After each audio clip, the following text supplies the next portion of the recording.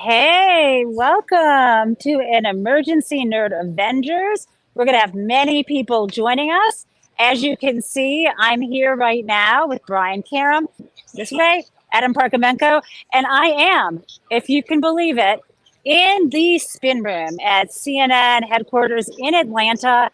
I don't know how they let me in, but look, I have a badge and I am going to wear this every day for the rest of my life, even in the shower. It's like waterproof. I love Brian, it. welcome. Where are you? Me? Brian, how are you doing? Pretty good. How are you doing? Good to see you. Be careful. You're about to be overwhelmed by humanity. So let me tell you why I'm here. I'm here with Mary and some other folks. And as you all probably heard, at 5 p.m. when the news broke on Wolf Blitzer's show, Mary is officially a surrogate for the Biden campaign. And she is here in the spin room, and she's going to be on after the debate on CNN to talk about her impressions. When Mary was on Wolf's show, immediately after, there were I think 30 to 50 stories in the national and international news, if you guys saw this. And I loved seeing how Caitlin Collins said that Mary eviscerated Donald. There's been such great headlines, like the New York Times was saying there will be maybe his family, what did they say? Something like there will be a Trump in the spin room for Biden. And that is our friend Mary. It's going to be an interesting evening. Fox is billing it as almost like a WWE SmackDown fight night. And I don't think it's going to be all of that. I think it's going to be very interesting, but I don't think it's going to be a fight night.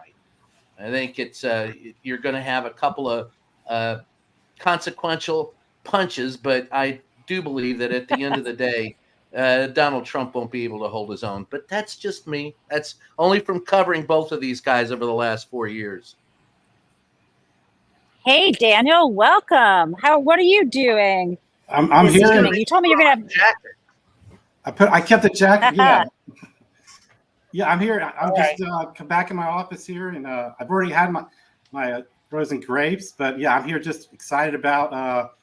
I'm really excited to see you all there in person, and it makes me wish I had driven up there a few hours from where I live. Only 4 or 5 hours from Atlanta, but it's going to be an exciting night, and we're all looking forward to it. I think Jen's got one of the best feeds here. I'm lagging a little bit, and I'm at home, so I might be restarting soon. Uh-oh. Yeah, and I also have this booster, like a battery booster my phone is attached to. But guys, I didn't bring my tripod because I thought, oh, no big deal. So I'm actually holding my phone up, and I'm getting a serious workout. Looks good. You look great. Thanks. So no, I know. Woo. So Daniel, what's the vibe down in Florida? Are you turning into a purple state, or is it? Are y'all? I hope so. I think that I do think there are a couple of things that will help this in this election. Are that there's a couple ballot initiatives regarding abortion rights and marijuana, which are polling really well. Over 60%. So I think that's going to help. I think that. We'll see. I mean, I think it'll definitely be closer than maybe people think and expecting, because those people are going to vote who normally would not vote in this election because of those two initiatives. That really helps turn the vote out, right? Yes. That's good. Now, Brian, you are in Virginia, LA right now. LA. I'm in LA right now. Yes. So where are your sunglasses then? I'm used to seeing you in them.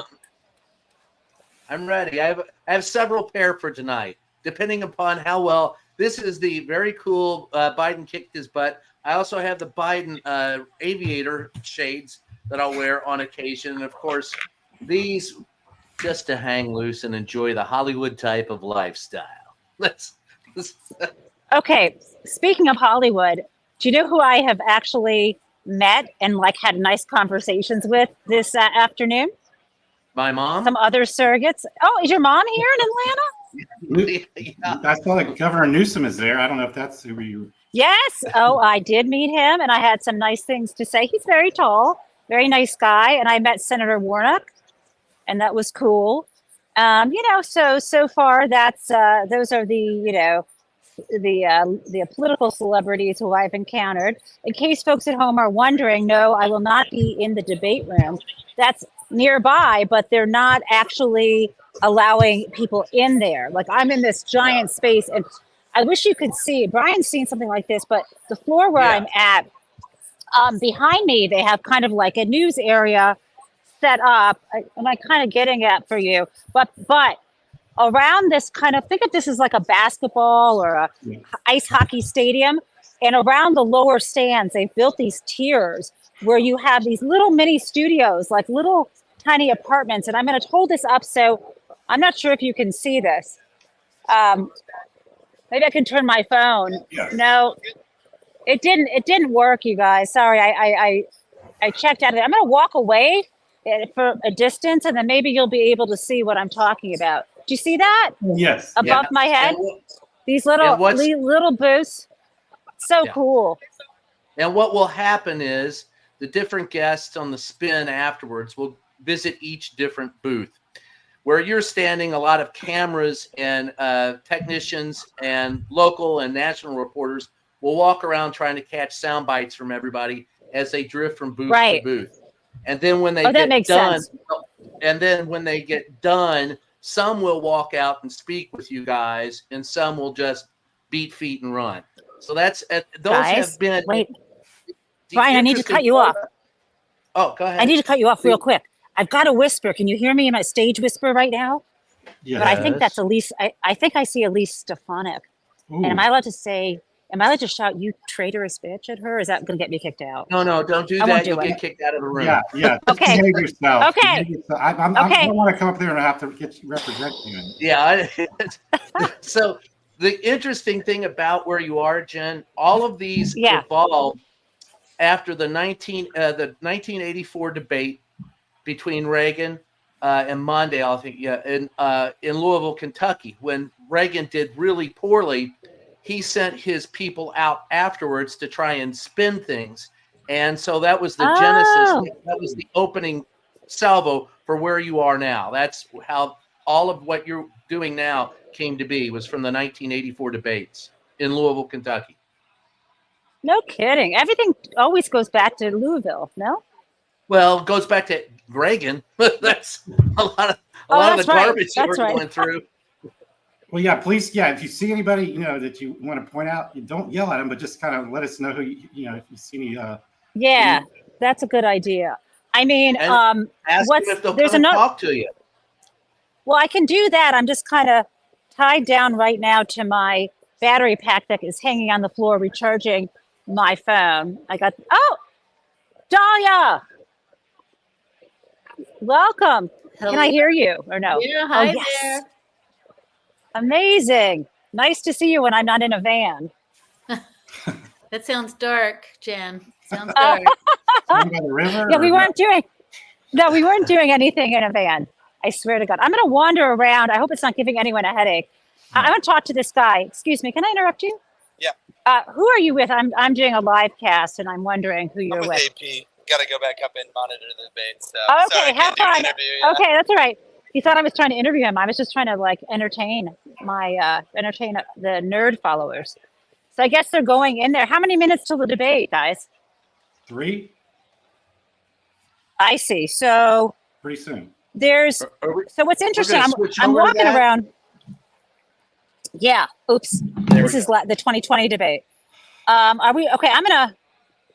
I'm gonna see if you can see. Oh, this is so cool. I don't know what studio this is, but can you see? I'm gonna go over here. Do you see behind me there, guys? Yes. Above my head? Yeah. Okay. I'm just letting people at home who are tuning in now who might not have seen how this place is ringed with these mini studios.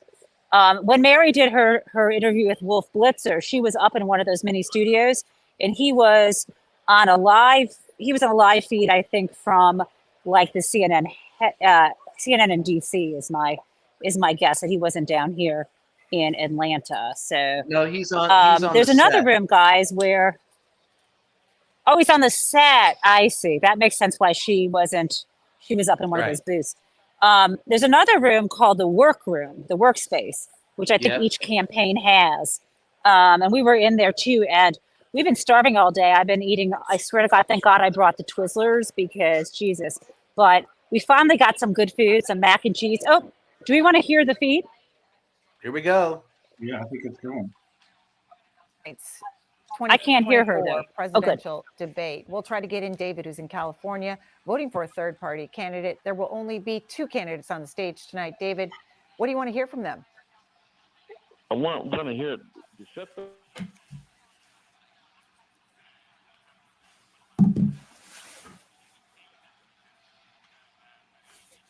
Are you hearing anything from, is she having trouble with her feed? I guess so. Oh, there's me, guys. There I am wandering around. You're on C-SPAN. Oh, God. Get back in there. Where are you running from? I don't know where. Jen, do a jumping jack. Like, yes. Just jump. Someone's. If you go back towards the middle, we can see you probably. Oh, hi, Do Juan. a sprint. Yeah, no, I'm wearing a dress. That's not good. It looks like it's pretty empty. Is that going to be filled up later, that red area? Yes. Okay. What will happen is this becomes usually very filled after the debate itself, when all the reporters and all the people that are spinning will come in. They'll do their speeches. They'll go into these individual booths and they'll walk across the floor where there will be local and national reporters, photographers, sound guys who are going to try and interview everyone. This will become packed. Okay. Right now, it's just Jen and a couple other people. There's not going to be much going on in that room until after the debate itself. And it's a hellish place to be, I got to tell you, after the fact. It'll be very... You're kind of breaking up, I think, Brian. I am? You're going to have at least... You're breaking up, Jen. And you have Governor Newsom and Elise Stefanik like standing right next to each other, I guess, right? Yes. Jen, I just want Jen to interrupt live hits.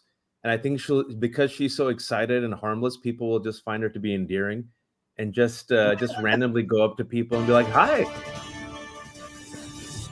We lost her. You lost her. We'll get her back. Georgia, a key battleground state in the race for the White House. The race to the White House. Current U.S. president. It is now a horse race. Coming up next on America's Most Wanted. Presumptive nominees, a first in American history. We want to welcome our viewers in the United States and around the world to our studios in Atlanta. This is the CNN presidential debate. This debate is being produced by CNN and is coming to you live on CNN, CNN International, CNN.com, CNN Max, and CNN Espanol. This is I wonder if it's on CNN. Between President Joe Biden and former President Donald Trump in their rematch for the nation's highest office. Each will make his case to the American people with just over 4 months until Election Day. Good evening, I'm Dana Bash, anchor of CNN's Inside Politics and co-anchor of State of the Union. I'm Jake Tapper, anchor of CNN's The Lead and co-anchor of State of the Union. Dana and I will co-moderate this evening. Our job is to facilitate a debate between the two candidates. What is that, a vest? I don't want to share the rules of the debate. Let's not talk over. Let's try not to. Side of the screen. Yes, President Biden will be appearing on the right. A coin toss determined their positions. Each candidate will have 2 minutes to answer a question and 1 minute each for responses and rebuttals. An additional minute for follow-up, clarification, or response is at the moderator's discretion. When it's time for a candidate to speak, his microphone will be turned on and his opponent's microphone will be turned off.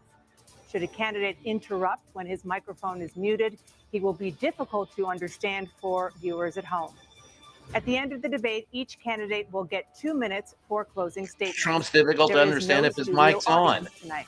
Pre-written notes, props, or contact with campaign staff are not permitted during the debate. By accepting our invitation to debate, both candidates and their campaigns agreed to accept these rules. Now, please welcome the 46th President of the United States, Joe Biden. Folks, how are you?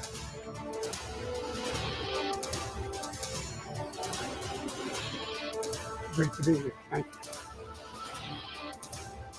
And please welcome the 45th President of the United States, Donald Trump.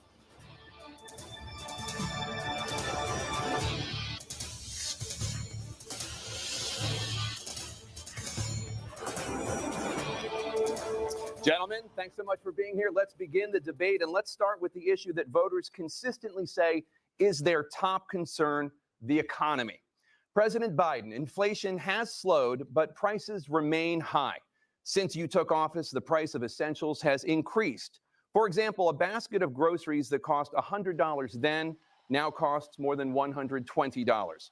And typical home prices have jumped more than 30%. What do you say to voters who feel they are worse off under your presidency than they were under President Trump? We got to take a look at what I was left when I became president and what Mr. Trump left me. We had an economy that was in free fall. The pandemic was so badly handled. Many people were dying. All he said was, it's not that serious. Just inject a little bleach into your arm. You'll be all right. The economy collapsed. There were no jobs. Unemployment rate rose to 15%. It was terrible. And so what we had to do is try to put things back together again. And that's exactly what we began to do. We created 15,000 new jobs. We brought out a position where we have 800,000 new manufacturing jobs, but there's more to be done. There's more to be done. Working class people are still in trouble. I come from Scranton, Pennsylvania. I come of a household where the kitchen table, if the things weren't able to be met during the month, it was a problem. Price of eggs, the price of gas, the price of housing, the price of a whole range of things. That's why I'm working so hard to make sure I deal with those problems. And we're going to make sure that we reduce the price of housing. We're going to make sure we build 2 million new units. We're going to make sure we cap rents so corporate greed can't take over. The combination, what I was left with in corporate greed, is the reason why we're in this problem right now. In addition to that, we're in a situation where if you take a look at all that was done in his administration, he didn't do much at all. By the time he left, things were in chaos, literally chaos. And so we put things back together. We created, I said, those jobs. We make sure we had a situation where we brought down the price of prescription drugs, which is a major issue for many people, to $15 for an insulin shot as opposed to $400. No senior has to pay more than $200 for any drug, all the drugs they can include beginning next year. And the situation is we're going to make that available to everybody, to all Americans. So we're working to bring down the price around the kitchen table, and that's what we're going to get done. Thank you. President Trump? We have the greatest economy in the history of our country. We have never done so well. Everybody was amazed by it. Other countries were copying us. We got hit with COVID. And when we did, we spent the money necessary so we wouldn't end up in a Great Depression, the likes of which we had in 1929. By the time we finished, so we did a great job. We got a lot of credit for the economy, a lot of credit for the military, and no wars and so many other things. Everything was rocking good. But the thing we never got the credit for, and we should have, is getting us out of that COVID mess. He created mandates that was a disaster for our country. But other than that, we had given them back a country where the stock market actually was higher than pre-COVID, and nobody thought that was even possible. The only jobs he created are for illegal immigrants and bounce back jobs, a bounce back from the COVID. He has not done a good job. He's done a poor job, and inflation's killing our country. It is absolutely killing us. Thank you. President Biden? Well, look, the greatest economy in the world. He's the only one who thinks that, I think. I don't know anybody else who thinks he had the greatest economy in the world. And, the fact of the matter is that we found ourselves in a situation where his economy, he rewarded the wealthy. He had the largest tax cut in American history, $2 trillion. He raised a deficit larger than any president has in any one term. He's the only president other than Herbert Hoover who's lost more jobs than he had when he began, since Herbert Hoover. The idea that he did something that was significant. And the military, when he was president, they were still killing people in Afghanistan. He didn't do anything about that. When he was president, we were still finding ourselves in a position where you had a notion that we were this safe country. The truth is, I'm the only president this century that doesn't have this decade, that doesn't have any troops dying anywhere in the world like he did. President Trump, I want to follow up if I can. Am I allowed to respond to him? Well, I'm going to ask you a follow-up. You can do whatever you want with the minute that we give you. I want to follow up. You want to impose a 10% tariff on all goods coming into the U.S. How will you ensure that that doesn't drive prices even higher? It's not going to drive them higher. It's just going to cost countries that have been ripping us off for years, like China and many others, in all fairness to China. It's going to just force Dang them that. to pay us a lot of money, reduce our deficit tremendously, and give us a lot of power for other things. But he made a statement. The only thing he was right about is I gave you the largest tax cut in history. I also gave you the largest regulation cut in history. That's why we had all the jobs. And the jobs went down and then they bounced back. And he's taking credit for bounce back jobs. You can't do that. He also said he inherited 9% inflation. No, he inherited almost no inflation, and it stayed that way for 14 months.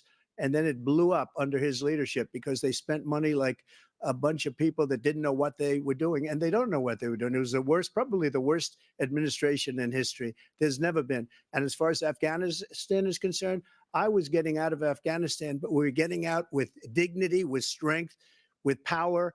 He got out. It was the most embarrassing day in the history of our country's life. President Trump, over the last 8 years, under both of your administrations, the national debt soared to record highs. And according to a new nonpartisan analysis, President Trump, your administration approved $8.4 trillion in new debt, while so far, President Biden, you've approved $4.3 trillion in new debt. So, former President Trump, many of the tax cuts that you signed into law are set to expire next year. You want to extend them and go even further, you say. With the U.S. facing trillion-dollar deficits and record debt, why should top earners and corporations pay even less in taxes than they do now? Because the tax cuts spurred the greatest economy that we've ever seen just prior to COVID. And even after COVID, it was so strong that we were able to get through COVID much better than just about any other country. But we spurred, that tax spurred. Now, when we cut the taxes, as an example, the corporate tax was cut down to 21% from 39%, plus beyond that. We took in more revenue with much less tax, and companies were bringing back trillions of dollars back into our country. The country was going like never before, and we were ready to start paying down debt. We were ready to start using the liquid gold right under our feet, the oil and gas right under our feet. We were going to have something that nobody else has had. We got hit with COVID. We did a lot to fix it. I gave him an unbelievable situation with all of the therapeutics and all of the things that we came up with. We gave him something great. Remember, more people died under his administration, even though we had largely fixed it. More people died under his administration than our administration, and we were right in the middle of it, something which a lot of people don't like to talk about. But he had far more people dying in his administration. He did the mandate, which is a disaster, mandating it. The vaccine went out. He did a mandate on the vaccine, which is the thing that people most objected to about the vaccine. And he did a very poor job, just a very poor job. And I will tell you, not only poor there, but throughout the entire world, we're no longer respected as a country. They don't respect our leadership. They don't respect the United States anymore. We're like a third world nation between weaponization of his election, trying to go after his political opponent, all of the things he's done. We've become like a third world nation, and it's a shame. The damage he's done to our country. And I'd love to ask him, and will, why he allowed millions of people to come in here from prisons, jails, and mental institutions to come into our country and destroy our country. President Trump, we will get to immigration later in this block. President Biden, I want to give you an opportunity to respond to this question about the national debt. He had the largest national debt of any president in a four-year period, number one. Number two, that $2 trillion tax cut benefited the very wealthy. What I'm going to do is fix the tax system. For example, we have 1,000 trillionaires in America. Billionaires in America. And what's happening? They're in a situation where they, in fact, pay 8.2% in taxes. If they just paid 24%, 25%, either one of those numbers, they'd raise $500 billion, I should say, in a 10-year period. We'd be able to wipe out his debt. We'd be able to help make sure that all those things we need to do, child care, elder care, making sure that we continue to strengthen our healthcare system, making sure that we're able to make every single solitary person eligible for what I've been able to do with the with the COVID. With dealing with everything we have to do with. Look, if we finally beat Medicare. Thank you, President Biden. President Trump. Well, he's right. He did beat Medicare. He beat it to death, and he's destroying Medicare because all of these people are coming in. They're putting them on Medicare. They're putting them on Social Security. They're going to destroy Social Security. This man is going to single-handedly destroy Social Security. These millions and millions of people coming in, they're trying to put them on Social Security. He will wipe out Social Security. He will wipe out Medicare. So he was right in the way he finished that sentence. And it's a shame. What's happened to our country in the last 4 years is not to be believed. Foreign countries, I'm friends with a lot of people. They cannot believe what happened to the United States of America. We're no longer respected. They don't like us. We give them everything they want, and they think we're stupid. They think we're very stupid people. What we're doing for other countries, and they do nothing for us. What this man has done is absolutely criminal. Thank you, President Trump. Dana? This is the first presidential election since the Supreme Court overturned Roe Said v. the Wade. convicted felon. This morning, the court ruled on yet another abortion case, temporarily allowing emergency abortions to continue in Idaho, despite that state's restrictive ban. Former President Trump, you take credit for the decision to overturn Roe v. Wade, which returned the issue of abortion to the states. Correct. However, the federal government still plays a role in whether or not women have access to abortion pills. They're used in about 2/3 of all abortions. As president, would you block abortion medication? First of all, the Supreme Court just approved the abortion bill, and I agree with their decision to have done that, and I will not block it. And if you look at this whole question that you're asking, complex, but not really complex. 51 years ago, you had Roe v. Wade, and everybody wanted to get it back to the states. Everybody, without exception. Democrats, Republicans. He is a liar. Conservatives. Everybody wanted it back. Religious leaders. No kidding. And what I did is I put 3 great Supreme Court justices on the court, and they happened to vote. But Biden looks like he's not even killing there. Roe v. Wade and moving it back to the states. This is something that everybody wanted. Now, 10 years ago or so, they started talking about how many weeks and how many this, getting into other things. But every legal scholar throughout the world, the most respected, wanted it brought back to the states. I did that. Now the states are working it out. If you look at Ohio, it was a decision that was an end result that was a little bit more liberal than you would have thought. Kansas, I would say the same thing. Texas is different. Florida is different. But they're all making their own decisions right now. And right now, the states control it. That's the vote of the people. Like Ronald Reagan, I believe in the exceptions. I am a person that believes. And frankly, I think it's important to believe in the exceptions. Some people, you have to follow your heart. Some people don't believe in that. But I believe in the exceptions for rape, incest, and the life of the mother. I think it's very important. Some people don't. Follow your heart. But you have to get elected also. And because that has to do with other things. You got to get elected. The problem they have is they're radical because they will take the life of a child in the 8th month, the 9th month, and even after birth. After birth, if you look at the former governor of Virginia, he was willing to do this. He said, we'll put the baby aside and we'll determine what we do with the baby, meaning we'll kill the baby. What happened is we brought it back to the states, and the country is now coming together on this issue. It's been a great thing. Thank you. President Biden? It's been a terrible thing, what you've done. The fact is that the vast majority of constitutional scholars supported Roe when it was decided, supported Roe. And that's this idea that they're all against it is just ridiculous. And this is the guy who says the state should be able to have it. We're in a state where in 6 weeks, you don't even know whether you're pregnant or not, but you cannot see a doctor, and have him decide on what your circumstances are, whether you need help. The idea that states are able to do this is a little like saying we're going to turn civil rights back to the states, let each state have a different rule. Look, there's so many young women who have been, including a young woman who just was murdered, and he went to the funeral. The idea that she was murdered by an immigrant coming in, they talk about that. But here's the deal. There's a lot of young women are being raped by their in-laws, by their spouses, brothers and sisters, it's just ridiculous, and they can do nothing about it. And they try to arrest them when they cross state lines. Thank you. There have been many young women murdered by the same people he allows to come across our border. We have a border that's the most dangerous place anywhere in the world, considered the most dangerous place anywhere in the world. And he opened it up, and these killers are coming into our country, and they are raping and killing women. And it's a terrible thing. As far as the abortion is concerned, it is now back with the states. The states are voting. In many cases, it's frankly a very liberal decision. In many cases, it's the opposite. But they're voting, and it's bringing it back to the vote of the people, which is what everybody wanted. including the founders, if they knew about this issue, which frankly they didn't. But they would have, everybody wanted brought back. Ronald Reagan wanted it brought back. He wasn't able to get it. Everybody wanted it brought back. And many presidents had tried to get it back. I was the one to do it. And again, this gives it the vote of the people. And that's where they wanted it. Every legal scholar wanted it that way. Staying on the topic of abortion, President Biden, 7 states, I'll let you do that. This is the same topic. 7 states have no legal restrictions on how far into a pregnancy a woman can obtain an abortion. Do you support any legal limits on how late a woman should be able to terminate a pregnancy? I supported Roe v. Wade, which had 3 trimesters.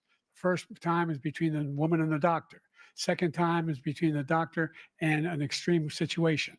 The third time is between the doctor, between the woman and the state. The idea that the politicians, that the founders wanted the politicians to be the ones making decisions about women's health is ridiculous. That's the last. No politician should be making that decision. A doctor should be making those decisions. That's how it should be run.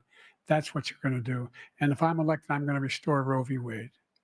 So that means he can take the life of the baby in the 9th month and even after birth, because some states, Democrat run, take it after birth. Again, the former governor of Virginia, put the I thought he baby wanted down, to then leave we it to the decide what to do states. with it. So he's willing to, as Why we say, do rip they the not baby call out of him the on womb the in the line? 9th month and kill the baby.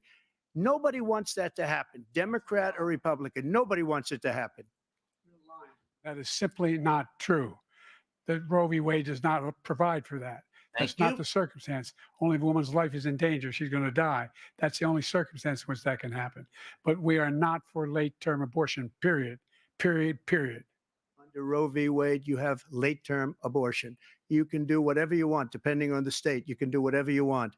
We don't think that's a good thing. We think it's a radical thing. We think the Democrats are the He said leave radicals, it to the not the states. I don't Republicans. For understand 51 how years, that was the law. 51 years, constitutional scholarship said it was the right way to go. 51 Finally. years, and it was taken away because this guy put very conservative members on the Supreme Court. He takes credit for taking it away.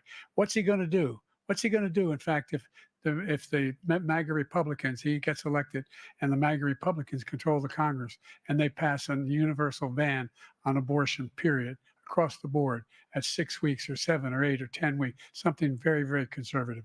Is he going to sign that bill? I'll veto it. He'll sign it. Thank you. Let's turn now to the issue of immigration and border security. President Biden, a record number of migrants have illegally crossed the southern border on your watch. Overwhelming border states and overburdening cities such as New York and Chicago, and in some cases causing real safety and security concerns. Given that, why should voters trust you to solve this crisis?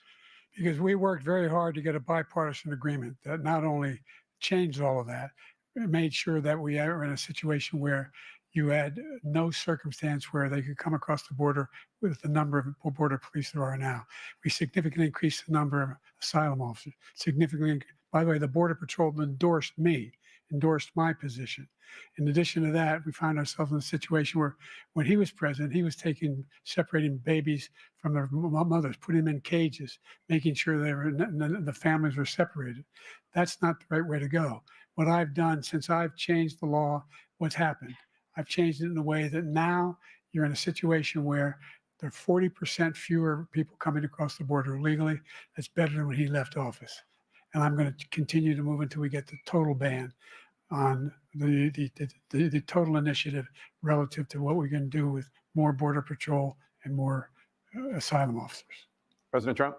I really don't know what he said at the end of that sentence. I don't think he knows what he said either. Look, we had the safest border in the history of our country. The border, all he had to do was leave it. All he had to do was leave it. He decided to open up our border, open up our country to people that are from prisons, people that are from mental institutions, insane asylums, terrorists. We have the largest number of terrorists coming into our country right now, all terrorists all over the world, not just in South America, all over the world. They come from the Middle East, everywhere, all over the world, they're pouring in.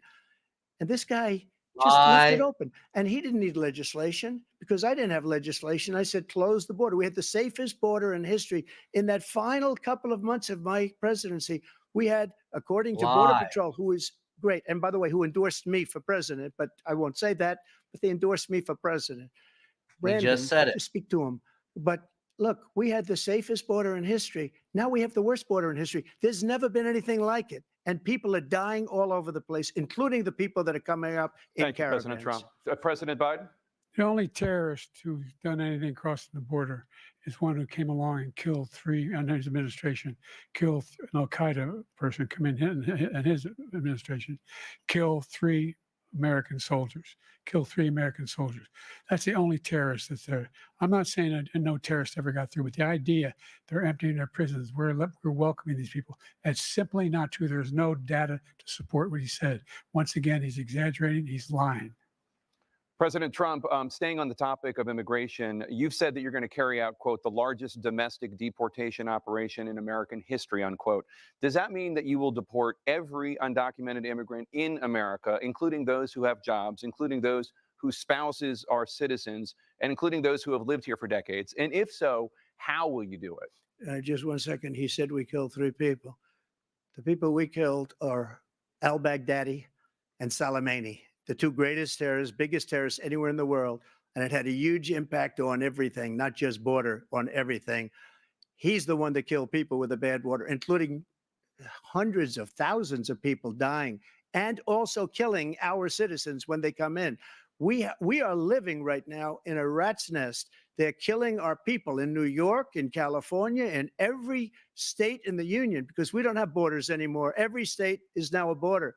And because of his ridiculous, insane, and very stupid policies, people are coming in and they're killing our citizens at a level that we've never seen. We call it migrant crime. I call it Biden migrant crime. They're killing our citizens at a level that we've never seen before. And you're reading it like these 3 incredible young girls over the last few days. One of them, I just spoke to the mother, and they just had the funeral for this girl, 12 years old. This is horrible what's taken place. What's taken place in our country, we're literally an uncivilized country now. He doesn't want it to be. He just doesn't know. He opened the borders. Nobody's ever seen anything like. And we have to get a lot of these people out, and we have to get them out fast because they're going to destroy our country. Just take a look at where they're living. They're living in luxury hotels in New York City and other places. Our veterans are on the street. They're dying because he doesn't care about our veterans. He doesn't care. He doesn't like the military at all. And he doesn't care about our veterans. Nobody been worse. I had the highest approval rating for veterans taking care of the VA. He has the worst. He's gotten rid of all the things that I approved. Choice that I got through Congress, all of the different things I approved, they abandoned. We had by far the highest, and now it's down in less than half because he's done all these great things that we did. And I think he did it just because I approved it, which is crazy. But he has killed so many people at our border by allowing all of these people to come in. And it's a very sad day in America. President Biden, you have the mic. Every single thing he said is a lie. Every single one. There you For example, veterans are a hell of a lot better off since I passed the PACT Act. 1 million of them now have insurance, and their families have it. Their families have it because what happened, whether it was Agent Orange or burn pits, they're all being covered now.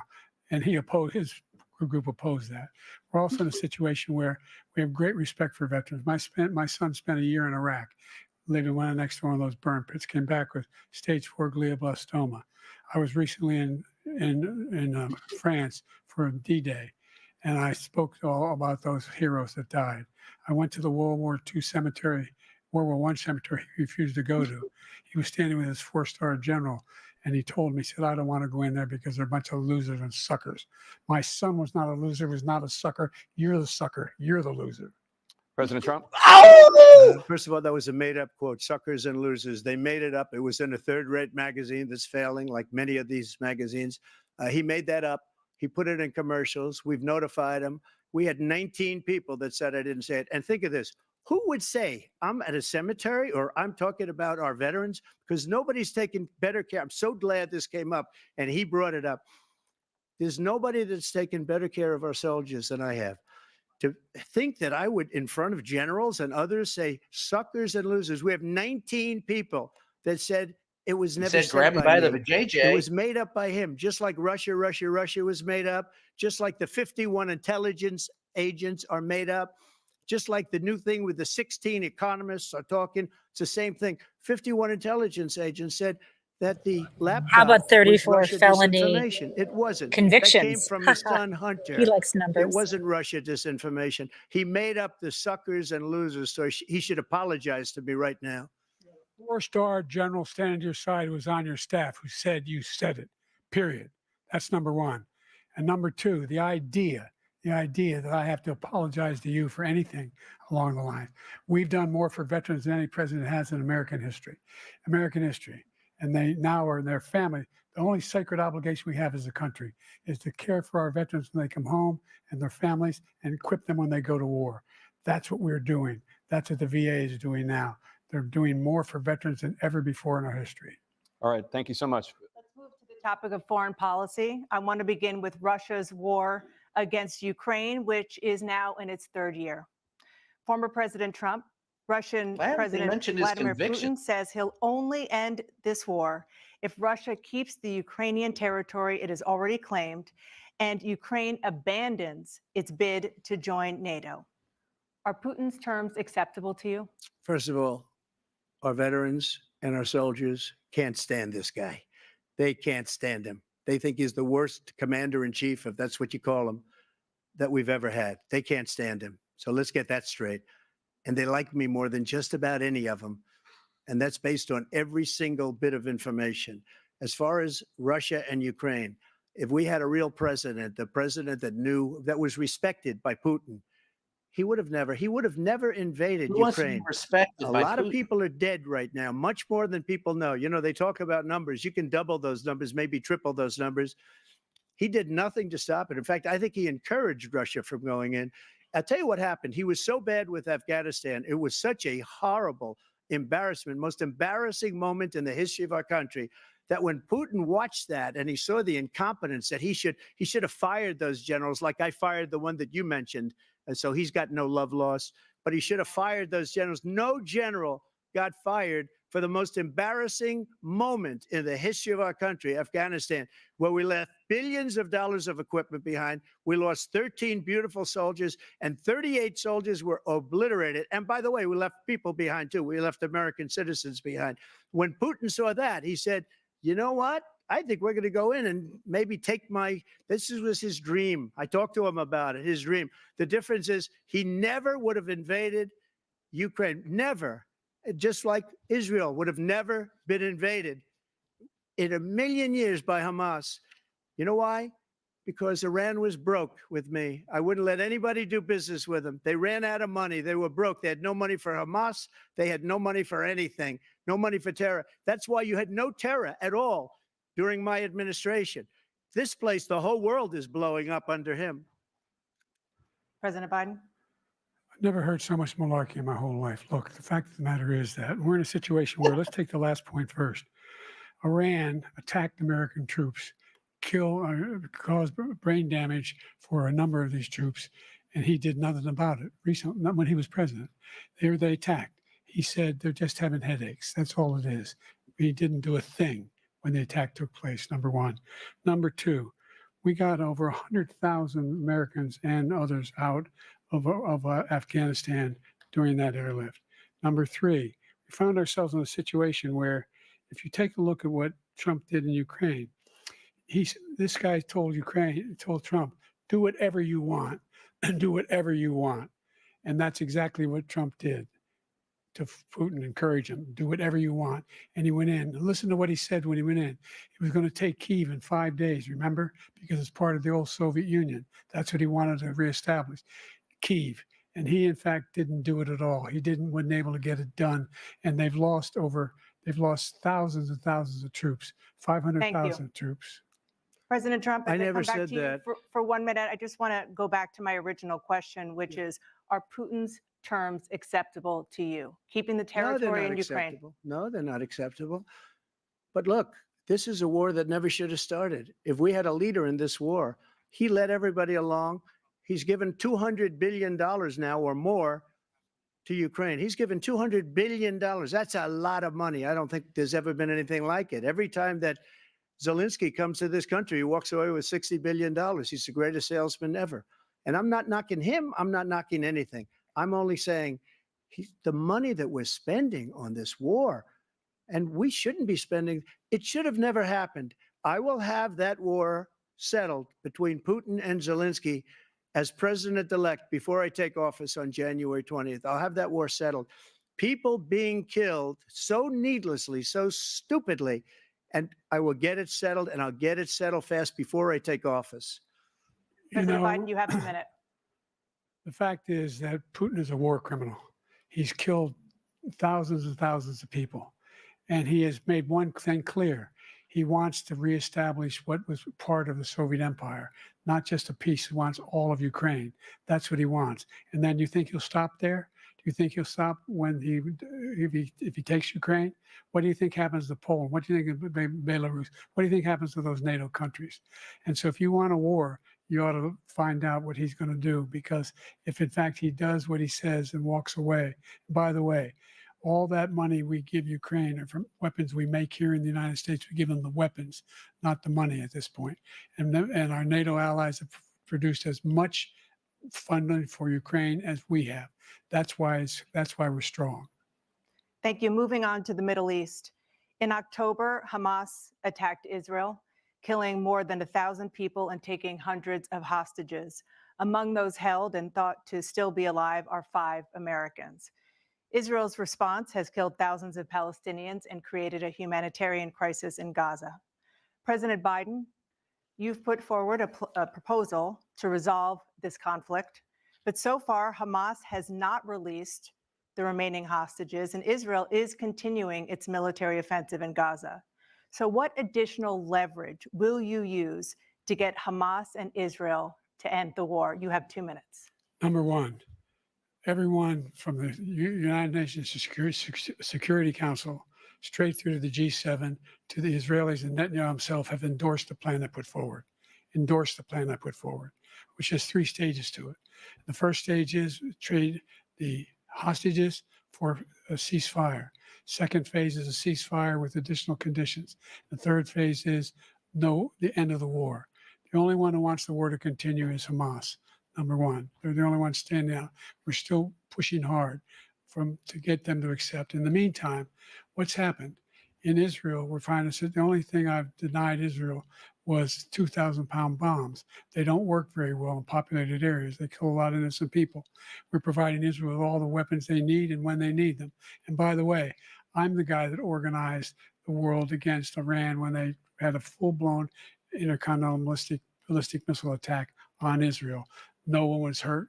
No one Israeli was accidentally killed, and it just stopped. We saved Israel. We are the biggest producer of support for Israel of anyone in the world. And so there are 2 different things.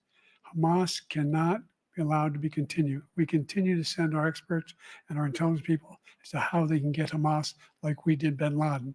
You don't have to do it. And by the way, they've been greatly weakened, Hamas, greatly weakened, and they should be. They should be eliminated. But you've got to be careful for using certain weapons among population centers. Just going back to Ukraine for 1 second. We have an ocean separating us. The European nations together have spent 100 billion, or maybe more than that, less than us. Why doesn't he call them and say, you got to put up your money like I did with NATO? I got them to put up hundreds of billions of dollars. The Secretary General of NATO said Trump did the most incredible job I've ever seen. They wouldn't have any, they were going out of business. We were spending almost 100% of the money was They paid laughed by us. at him. He didn't do that.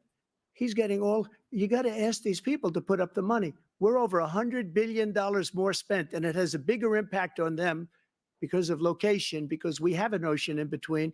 You got to ask them. As far as Israel and Hamas, Israel's the one that wants to go. He said the only one who wants to keep going is Hamas. Actually, Israel is the one, and you should let him go and let him finish the job. He doesn't want to do it. He's become like a Palestinian, but they don't like him because he's a very bad Palestinian. He's a weak one. President Biden, you have a minute. I've never heard so much foolishness. This is a guy who wants to get out of NATO. Are you going to stay in NATO? He's going to pull out of NATO. The idea that our strength lies in our alliances as well. It may be a big ocean, but were we ever able to avoid a war in Europe, a major war in Europe? What happens if, in fact, you have Putin continue to go into NATO? We have an Article 5 agreement. Attack on one is attack on all. You want to start the nuclear war he keeps talking about, go ahead. Let Putin go in and control Ukraine and then move on to Poland and other places. You see what happens then. He has no idea what the hell he's talking about. And by the way, I got 50 other nations around the world That I that love. support Ukraine, including Japan and South Korea, because they understand that this kind of dislocation has a serious threat to the whole world peace. No major war in Europe has ever been able to be contained just to Europe. President Trump, just to follow up, would you support the creation of an independent Palestinian state in order to achieve peace in the region? I'd have to see. But before we do that, the problem we have is that we spend all the money. So they kill us on trade. I made great trade deals with the European nations because if you add them up, they're about the same size economically. Their economy is about the same size as the United States. And they were no cars, they don't want anything that we have, but we're supposed to take their cars, their food, their everything, their agriculture. I changed that. But the big thing I changed is they don't want to pay. And the only reason that he can play games with NATO is because I got them to put up hundreds of billions of dollars. I said, and he's right about this, I said, no, I'm not going to support NATO if you don't pay. They asked me that question. Would you guard us against Russia at a very secret meeting of the 28 states at that time, nations at that time? And they said, no, if you don't pay, I won't do that. And you know what happened? Billions and billions of dollars came flowing in the next day and the next months. But now we're in the same position. We're paying everybody's bills. Let's turn to the issue of democracy. Former President Trump, I want to ask you about January 6, 2021. After you rallied your supporters that day, some of them stormed the Capitol to stop the constitutionally mandated counting of electoral votes. As president, you swore an oath to, quote, preserve, protect, and defend, unquote, the Constitution. What do you say to voters who believe that you violated that oath through your actions and inaction on January 6th and worry that you'll do it again? Well, I don't think too many believe that. And let me tell you about January 6th. On January 6th, we had a great border. Nobody coming through, very few. On January 6th, we were energy independent. On January 6th, we had the lowest taxes ever. We had the lowest regulations ever. On January 6th, we were respected all over the world. Biden. All over the world, we were respected. And then he comes in, and we're now laughed at. We're like a bunch of stupid people. That what happened to the United States' reputation under this man's leadership is horrible, including weaponization, which I'm sure at some point you'll be talking about, where he goes after his political opponent because he can't beat him fair and square. What a crap. You have 80 seconds left. My question was, what do you say to those voters who believe that you violated your constitutional oath through your actions and inaction on January 6, 2021, and worry that you'll do it again? Well, I didn't say that to anybody. I said peacefully and patriotically. And Nancy Pelosi, if you just watched the news from 2 days ago, on tape to her daughter, who's a documentary filmmaker, they say, but she's saying, oh, no, it's my responsibility. I was responsible for this because I offered her 10,000 soldiers or National Guard, and she turned them down. And the mayor in writing, by the way, the mayor in writing turned it down, the mayor of D.C. They turned it down. I offered 10,000 because I could see I had virtually nothing to do. They asked me to go make a speech.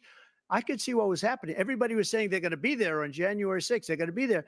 And I said, you know what? There's a lot of people coming. You could feel it. You could feel it too, and you could feel it. And I said, they ought to have some National Guard or whatever. And I offered it to her. And she now admits that she turned it down.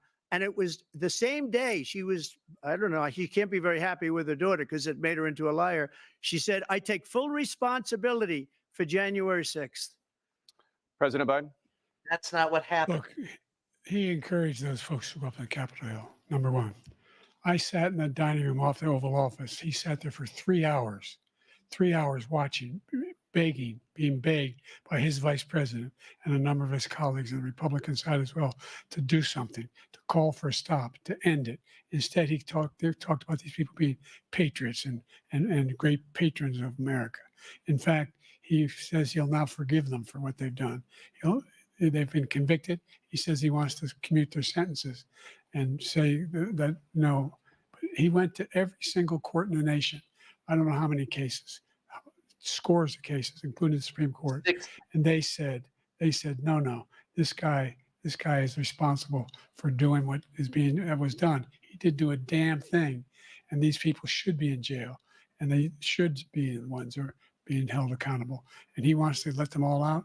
And now he says if he loses again, such a whiner that he is, that it could be a bloodbath. Thank you, President Biden. President Trump? What they've done to some people that are so innocent, you ought to be ashamed of yourself. What you have done, how you've destroyed the lives of so many people. When He they should be ripped down ashamed, Portland, when they ripped down many other cities. You go to Minnesota, Minneapolis, what they've done there with the fires all over the city. If I didn't bring in the National Guard, that city would have been destroyed. When you look at all of they took over big chunks of Seattle. I was all set to bring in the National Guard. They heard that, they saw them coming, and they left immediately. What he said about this whole subject is so off. Peacefully patriotic. One other thing, the Unselect Committee, which is basically two horrible Republicans that are all gone now out of office, and Democrats, all Democrats, they destroyed and deleted all of the information they found because they found out we were right. We were right. And they deleted and destroyed all of the information. They should go to jail for that. If a Republican did that, they'd go to jail. Thank you, President Trump. President Biden, I want to give you a minute. The only person on this stage is a convicted felon is the man I'm looking at right now. And the fact of the matter is, what he's telling you is simply not true. The fact is that there was no effort on his part to stop what was going on up in Capitol Hill. And all those people, every one of those who were convicted, deserves to be convicted. The idea that they didn't kill somebody, just went in and broke down doors, broke the windows, occupied offices, turned over desks, turned them over statues. The idea that those people are patriots, come on. When I asked him the first two debates we had, first time around, I said, will you denounce the Proud Boys? He said, no, I'll tell them to stand by. The idea he's refusing, will you denounce these guys? Will you denounce the people we're talking about now? Will you denounce the people who attacked that Capitol? What are you going to do? I'm going to give you a minute, President Trump, for a follow-up question I have. After a jury convicted you of 34 felonies last month, you said if reelected, you would, quote, have every right to go after, unquote, your political opponents. You just talked about members of the Select Committee on January 6th going to jail. Your main political opponent is standing on stage with you tonight. Can you clarify exactly what it means about you feeling you have every right to go after your political opponents? Well, I said my retribution is going to be success. We're going to make this country successful again, because right now it's a failing nation. My retribution is going to be success. But when he talks about a convicted felon, his son is a convicted felon at a very high level. His son is convicted, going to be convicted probably numerous other times. Should have been convicted before, but his Justice Department let the statute of limitations lapse on the most important things. But he could be a convicted felon as soon as he gets out of office. Joe could be a convicted felon with all of the things that he's done. He's done horrible things. All of the death caused at the border, telling the Ukrainian people that we're going to want $1 billion or you change the prosecutor. Otherwise, you're not getting $1 billion. If I ever said that, that's quid pro quo. That we're not going to do anything. We're not going to give you $1 billion unless you change your prosecutor having to do with the son. This man is a criminal. This man, you're lucky. You're lucky. I did nothing wrong. We'd have a system that was rigged and disgusting. I did nothing wrong. Thank you, President Trump. President Biden, you have said, I'm coming right to you, sir. You want to respond? Go ahead. I'll give you a minute to respond. The idea that I did anything wrong relative to what you're talking about is outrageous. It's simply a lie, number one. Number two, the idea that you have a right to seek retribution against any American just because you're president is wrong. It's simply wrong. No president's ever spoken like that before. No president in our history has spoken like that before. Number three, the crimes that you are still charged with, and think of all the civil penalties you have. How many billions of dollars do you owe in civil penalties for molesting a woman in public, for doing a whole range of things, of having sex with a porn star Ouch. on the night while your wife was pregnant? I mean, what are you talking about? You have the morals of an alley cat. I didn't have sex with a porn star, number one. Number two, that was a case that was started and moved. They moved a high-ranking official at DOJ into the Manhattan DA's office to start that case. That case is going to be appealed and won. We had a very terrible judge, a horrible judge, Democrat. The prosecutor were all high-ranking Democrats, appointed people, and both the civil and the criminal. He basically went after his political opponent because he thought it was going to damage me. But when the public found out about these cases, because they understand it better than he does, he has no idea what these cases are. But when they found out about these cases, you know what they did? My poll numbers went up, way up. You know that because you're reporting it. And we took in more money in the last 2 weeks than we've ever taken in the history of any campaign. I don't think any campaign has ever taken hundreds of millions of that dollars. Mellon era gave him the because money. The public knows it's a scam, and it's a guy that's after his political opponent because he can't win fair and square. Thank you, President Trump. President Biden, you have He said, won! quote, Donald Trump and his MAGA Republicans are determined to destroy American democracy. Do you believe that the tens of millions of Americans who are likely to vote for President Trump will be voting against American democracy? The more they know about what he's done, yes. The more they know about what he's done. And there's a lot more coming. He's got a lot of cases down the road coming around. He's got a whole range of issues he has to face. I don't know what the juries will do, but I do know he has a real problem. And so the fact that, could you ever think you heard any president say that I'm going to seek retribution? Do you ever hear any presidents say that I thought Hitler had some good ideas? What got me involved to run in the first place after my son had died, I decided in Iraq, because of Iraq, I said I wasn't going to run again until I saw what happened in Charlottesville, Virginia. People coming out of the woods carrying swastikas on torches, and singing the same anti-Semitic bile they sang when back in Germany. And the young woman got killed. I spoke to the mother, and they asked him, they said, what do you think of those people? The ones who got killed, the one who tried to stop it, and the ones, he said, I think they're fine people on both sides.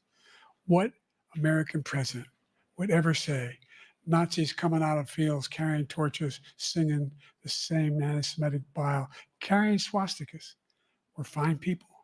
This is the guy who says Hitler's done some good things. I'd like to know what they are. The good things Hitler's done, that's what he said. This guy has no sense of American democracy. President Trump. Jake, both of you know that story has been totally wiped out, because when you see the sentence, it said 100% exoneration on this. So he just keeps it going. He says he ran because of Charlottesville. He didn't run because of Charlottesville. He ran because it was his last chance. He's not equipped to be president. You know it, and I know it. It's ridiculous. We have a debate. We're trying to justify his presidency. His presidency, he's without question the worst president, the worst presidency in the history of our country. We shouldn't be having a debate about it. There's nothing to debate. He made up the Charlottesville story, and you'll see it's debunked all over the place. Every reasonable anchor has debunked it. And just the other day, it came out where it was fully debunked. It's a nonsense story. He knows that, and he didn't run because of Charlottesville. He used that as an excuse to run. President Biden. And debunked. It happened. All you have to do is listen to what was said at the time. And the idea that somehow that's the only reason I ran because I was worried a guy like this guy could get elected. If he thought they were good people coming out of that forest, carrying those woods, carrying those torches, then he didn't deserve to be president. Didn't deserve to be president at all. And the idea that he's talking about all this being fabricated, we saw with our own eyes. We saw what happened on January 6th. We saw the people breaking through the windows. We saw people occupying his own vice president. Look, there's a reason why 40 of his 44 top cabinet officers refused to endorse him this time. His vice president hasn't endorsed him this time. So why? Why then? Fire up the grill and enjoy summer savings at Grocery Outlet. Right now, get Thomas Farms 93% lean grass-fed ground beef in the one pound pack for just $4.99. That's a savings of up to 50.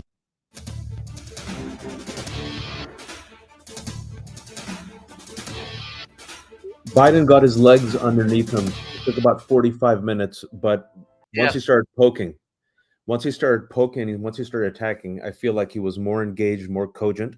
I feel like naturally his body language, just looking at Trump, and the evidence, the amount of evidence that he has against Trump, Trump has no defense. And I feel like if it was 3 rounds, the first round was Trump, second round it's Biden, and I think now Trump is going to keep melting down, which is usually the case.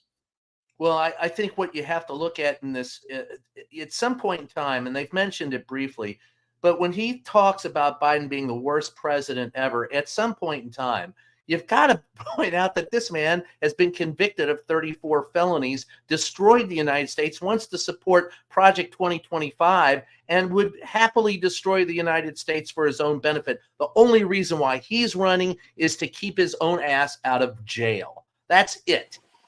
Can I just say something about the Roe versus Wade thing? I'm sure Dahlia was feeling the same way about the mifepristone case.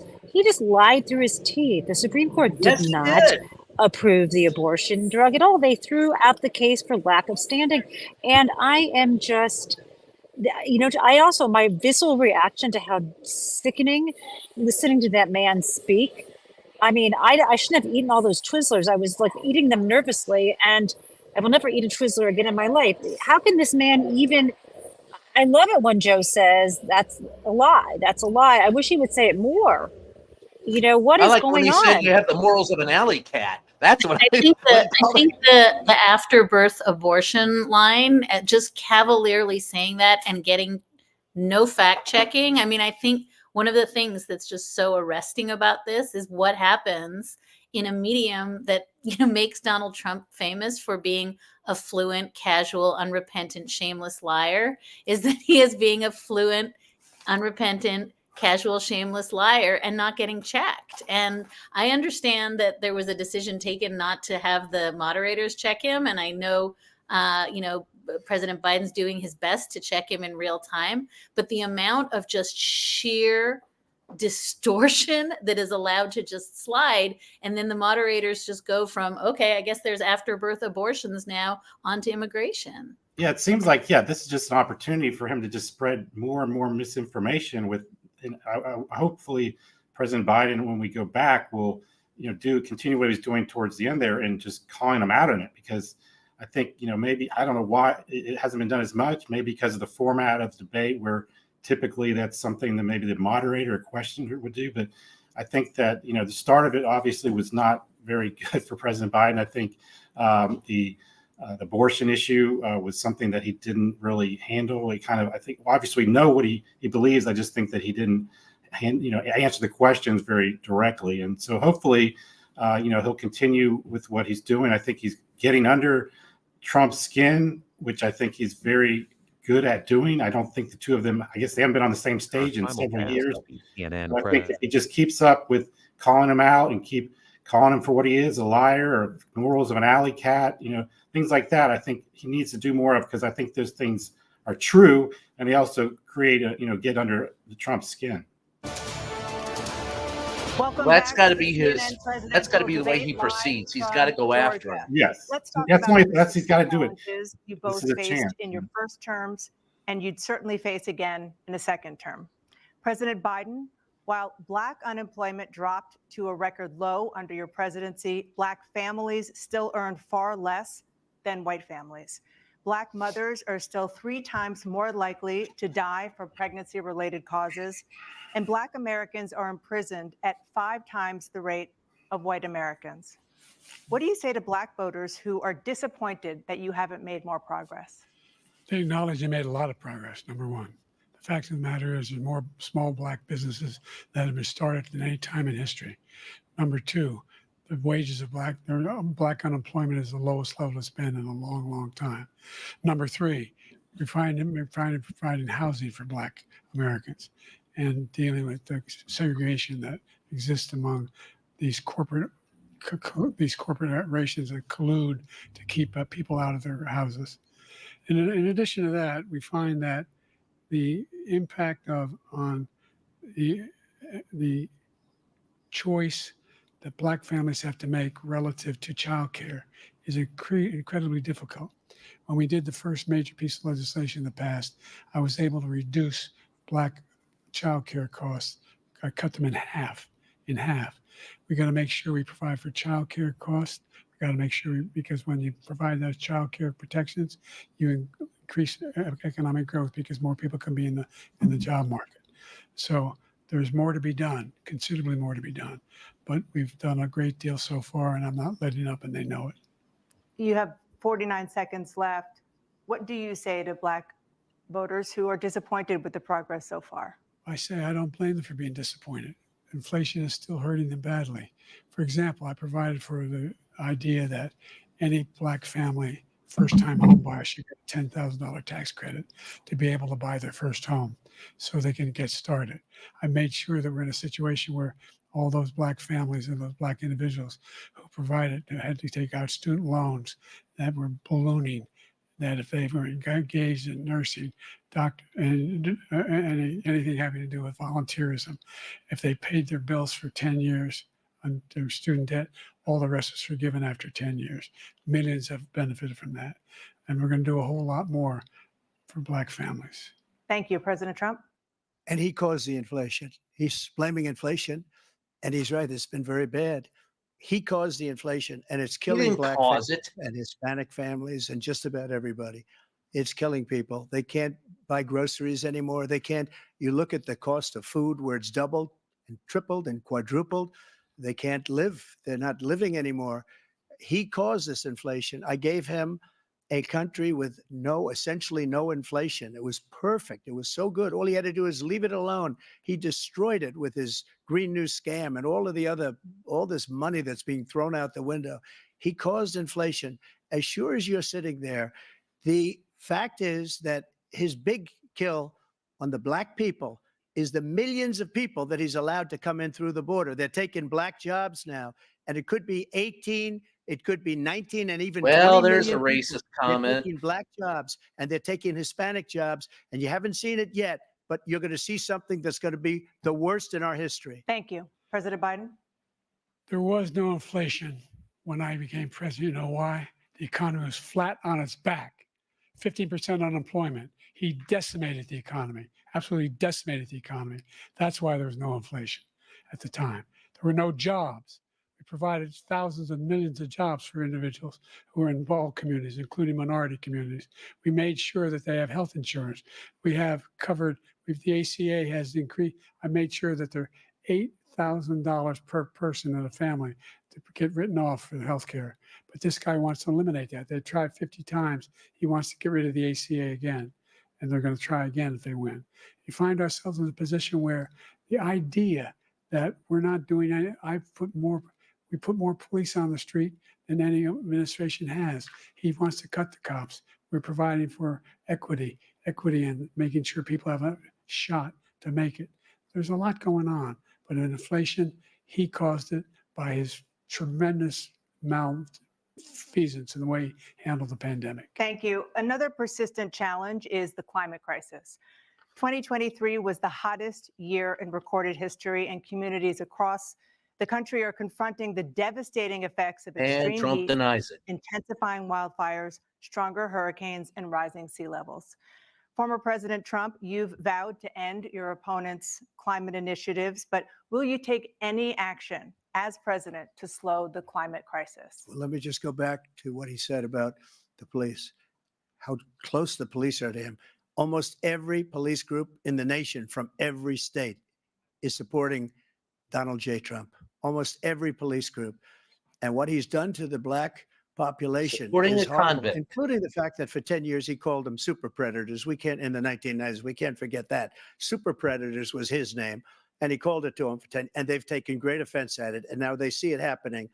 But when they see what I did for criminal justice reform and for the historically Black colleges and universities, where I funded them and got them all funded, and the opportunity zones with Tim, as you know, Tim Scott was incredible. He did a great job. Great senator from South Carolina. He came to me with the idea, and it was a great idea. It's one of the most successful economic development acts ever in the country, opportunity zones. And the biggest beneficiary are Blacks. And that's why we have the best numbers with them in maybe ever. They're saying ever. I read this morning where ever, the best numbers.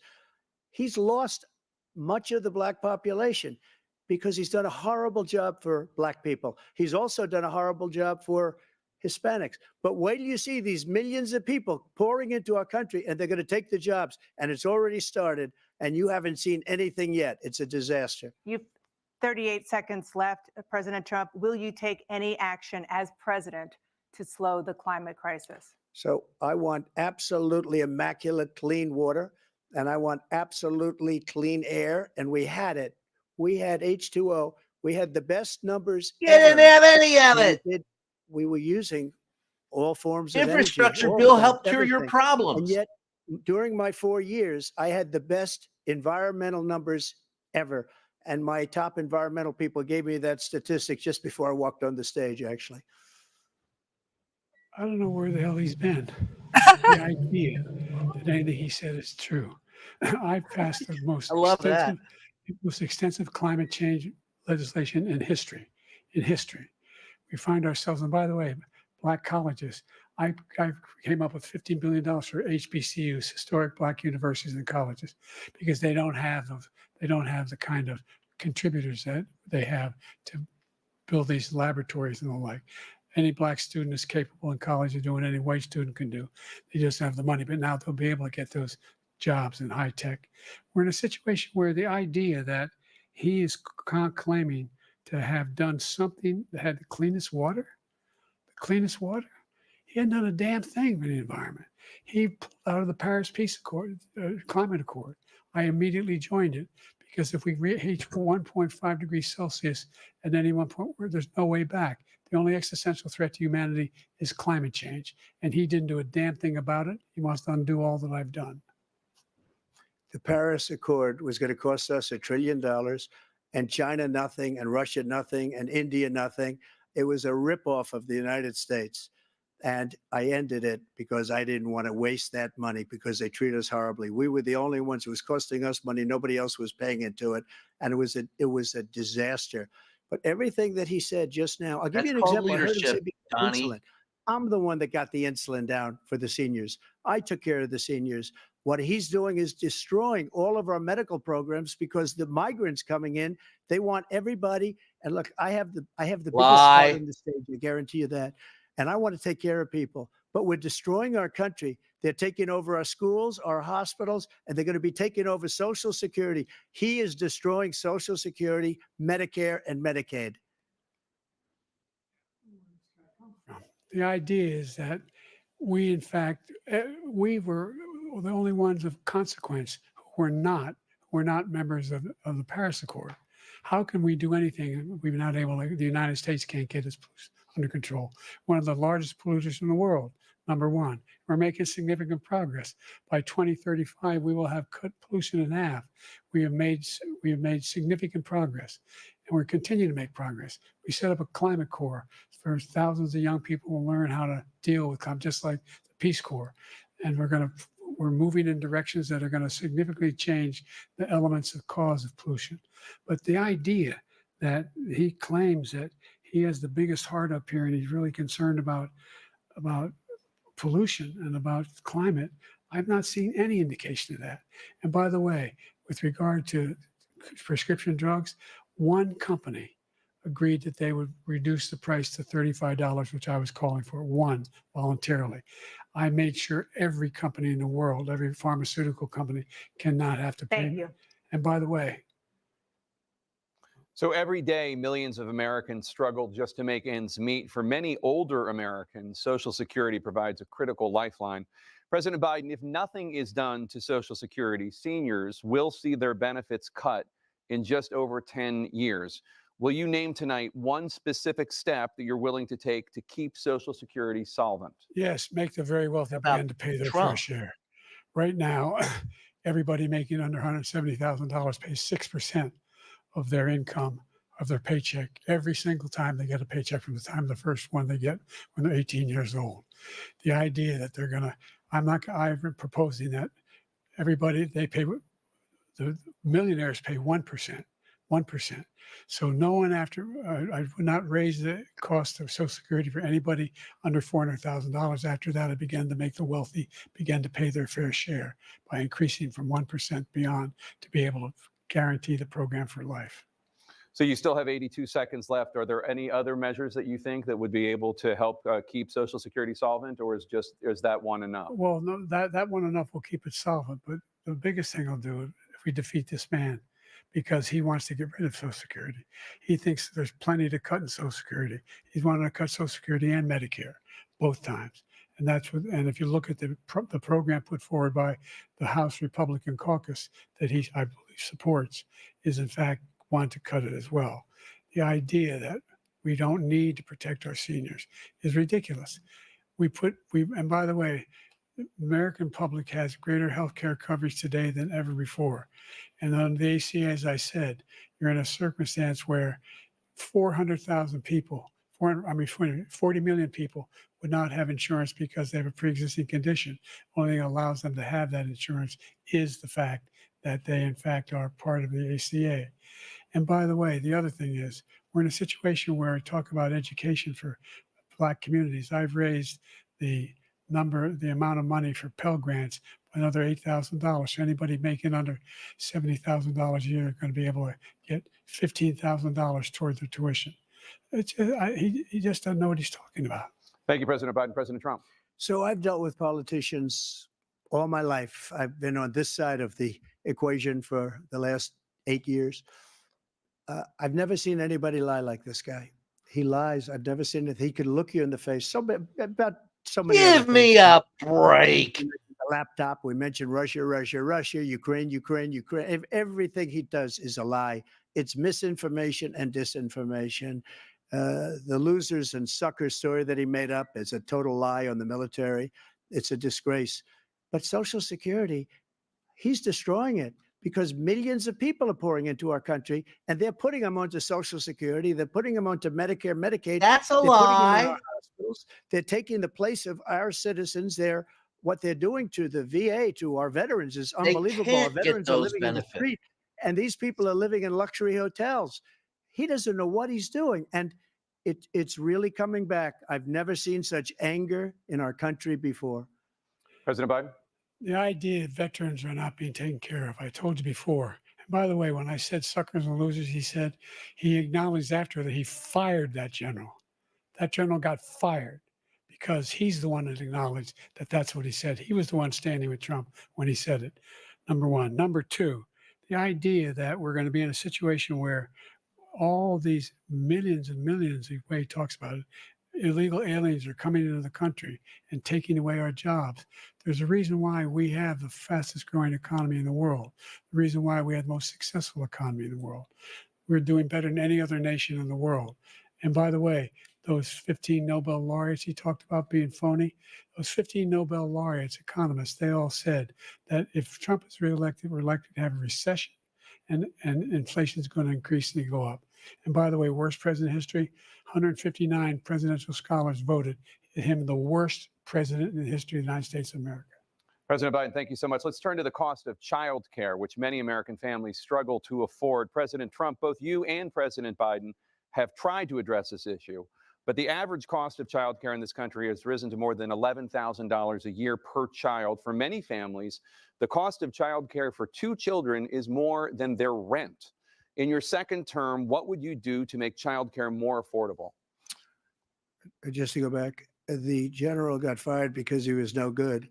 And if he said that, that's why he made it up. But we have 19 people that said I didn't say it, and they're very highly respected, much more so than him. That's not about childcare. He doesn't fire people. He never fired people. I've never seen him fire anybody. What I does did any fire of a this lot. I have to fired do with the Comey because he question? was no good. I fired a lot of the top people at the FBI, drained the swamp. They were no good. He has Not easy to fired fire people. I can make a Anybody list, but I fired. won't. They were no good. I inherited these people. I didn't put them there. I didn't put Comey there. He was no good. I fired him. This guy hasn't fired anybody. He never fires. He should have fired every military man that was involved with the Afghanistan horror show, the most embarrassing moment in the history of our country. He didn't fire. Did you fire anybody? Did you fire anybody that's on Why the border? don't they interrupt him and ask him to freaking answer this question? That's what a moderator is supposed to do. This angers me as one who's moderated mental debates. institutions. Did you fire anybody that allowed our country to be destroyed? Joe, our country is being destroyed as you and I sit up here. Why and do waste they a let lot it of go time on? this debate. This shouldn't be a debate. He is the worst president. He just said about me because I said it. But look, he's the worst president in the history of our country. He's destroyed our country. Now all of a sudden he's trying to get a little tough on the border. He came out with a nothing deal, and it reduced it a little bit, like this much. It's insignificant. He wants open borders. He wants our country to either be destroyed or he wants to pick up those people as voters. And I don't think we just can't let it happen. If he wins this election, our country doesn't have a chance, not even a chance, of coming out of this rut. We probably won't have a country left anymore. That's how bad it is. He is the worst in history by far. Thank you, President Trump. President Biden? We're the most admired country in the world. We're the United States of America. There's nothing beyond our capacity. We have the finest military in the history of the world, the finest in the history of the world. No one thinks we're weak. No one wants to screw around with us. Nobody, number one. Number two, the idea that we're talking about worst presidents. I wasn't joking. Look it up. Go online. 159 or 58, don't hold me the exact number, presidential historians. They've had So meetings. good. They Repetition matters here. President in American history. One Yeah, of the but best to worst. They said he was. They the didn't worst hold in Trump to all answering the damn American question. history. That's a fact.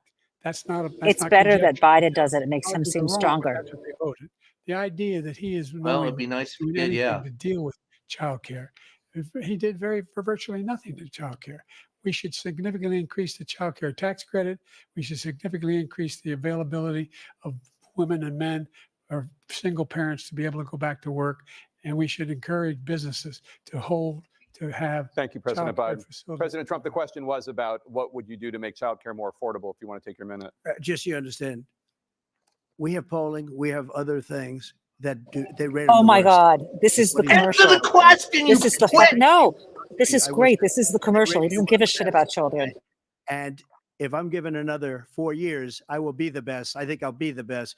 Nobody's ever created an economy like us. Nobody ever cut taxes like us.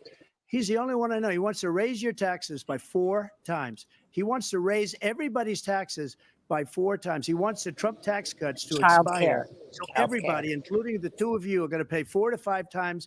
Nobody ever heard of this before. All my life, I'd grow up and I'd see politicians talking about cutting taxes. When we cut taxes, as I said, we did more business. Apple and all these companies, they were bringing money back into our country. The worst president in history by far, and everybody knows it.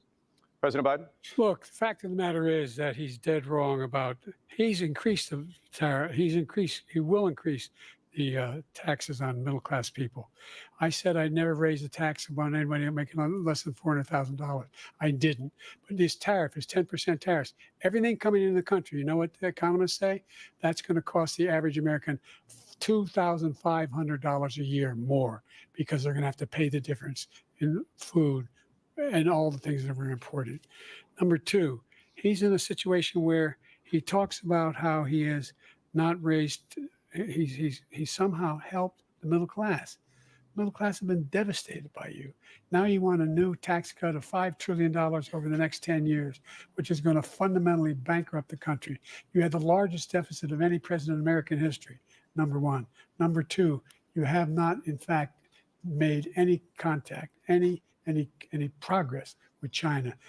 We are at the lowest trade deficit with China since 2010. Thank you, were at the President highest. Biden. You lost Thank you, President $160,000. Biden. Let's discuss an epidemic impacting millions of Americans that both of you have made a top priority in your first term, the opioid crisis. And for both of you, the number of overdose deaths in this country has gone up. Under your term, it went up. Under your term, it has gone up.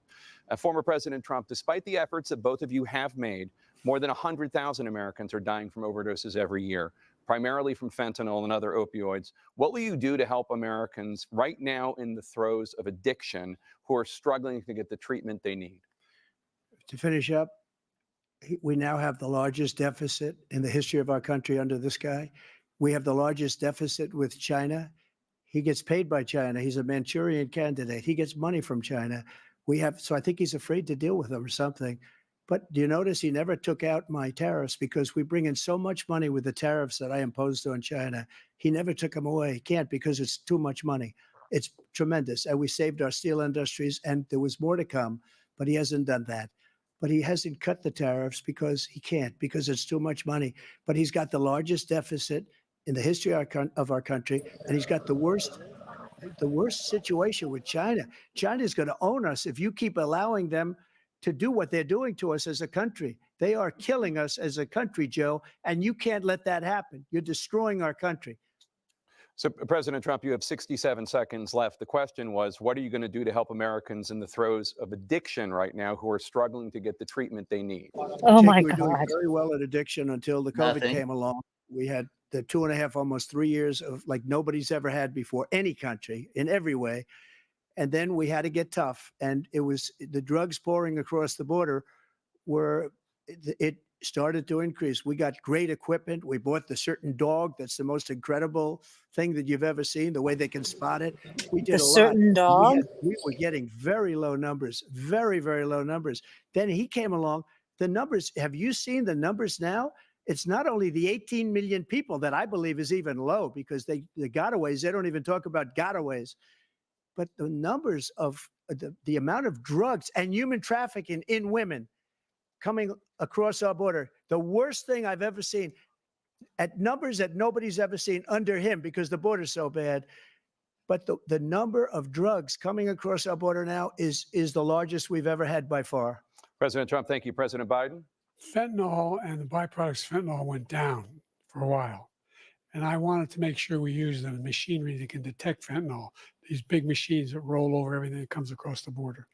And it costs a lot of money. That was part of this deal we put together, this bipartisan deal.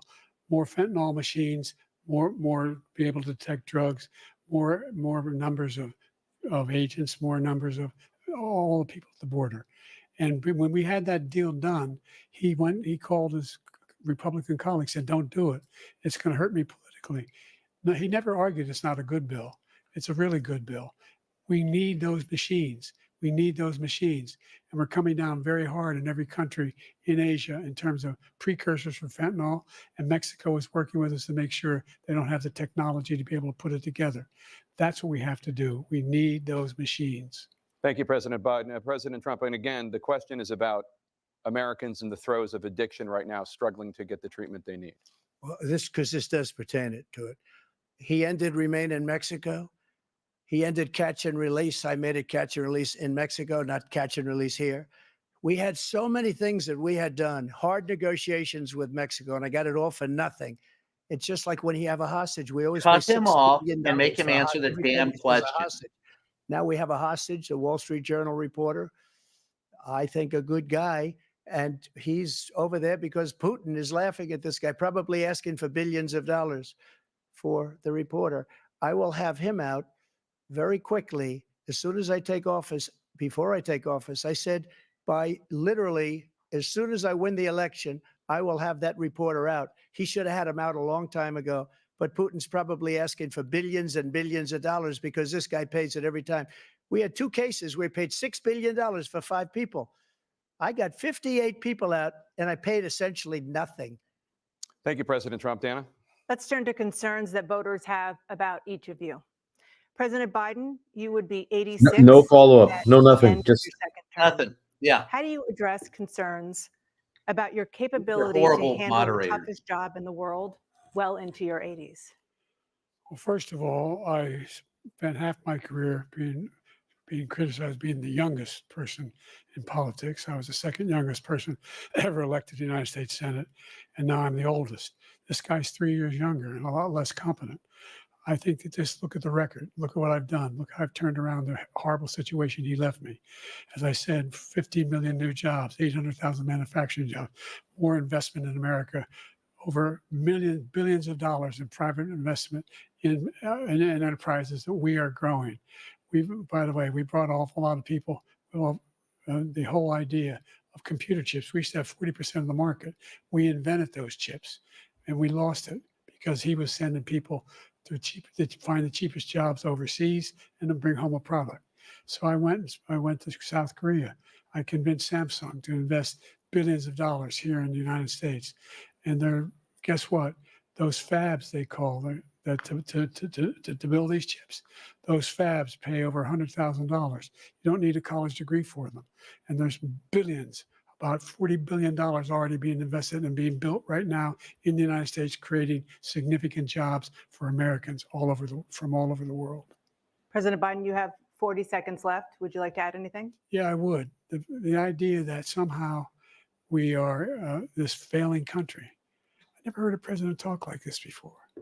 we're the envy of the world. Like, name me a single major country president who wouldn't trade places with the United States of America for all our problems and all our opportunities.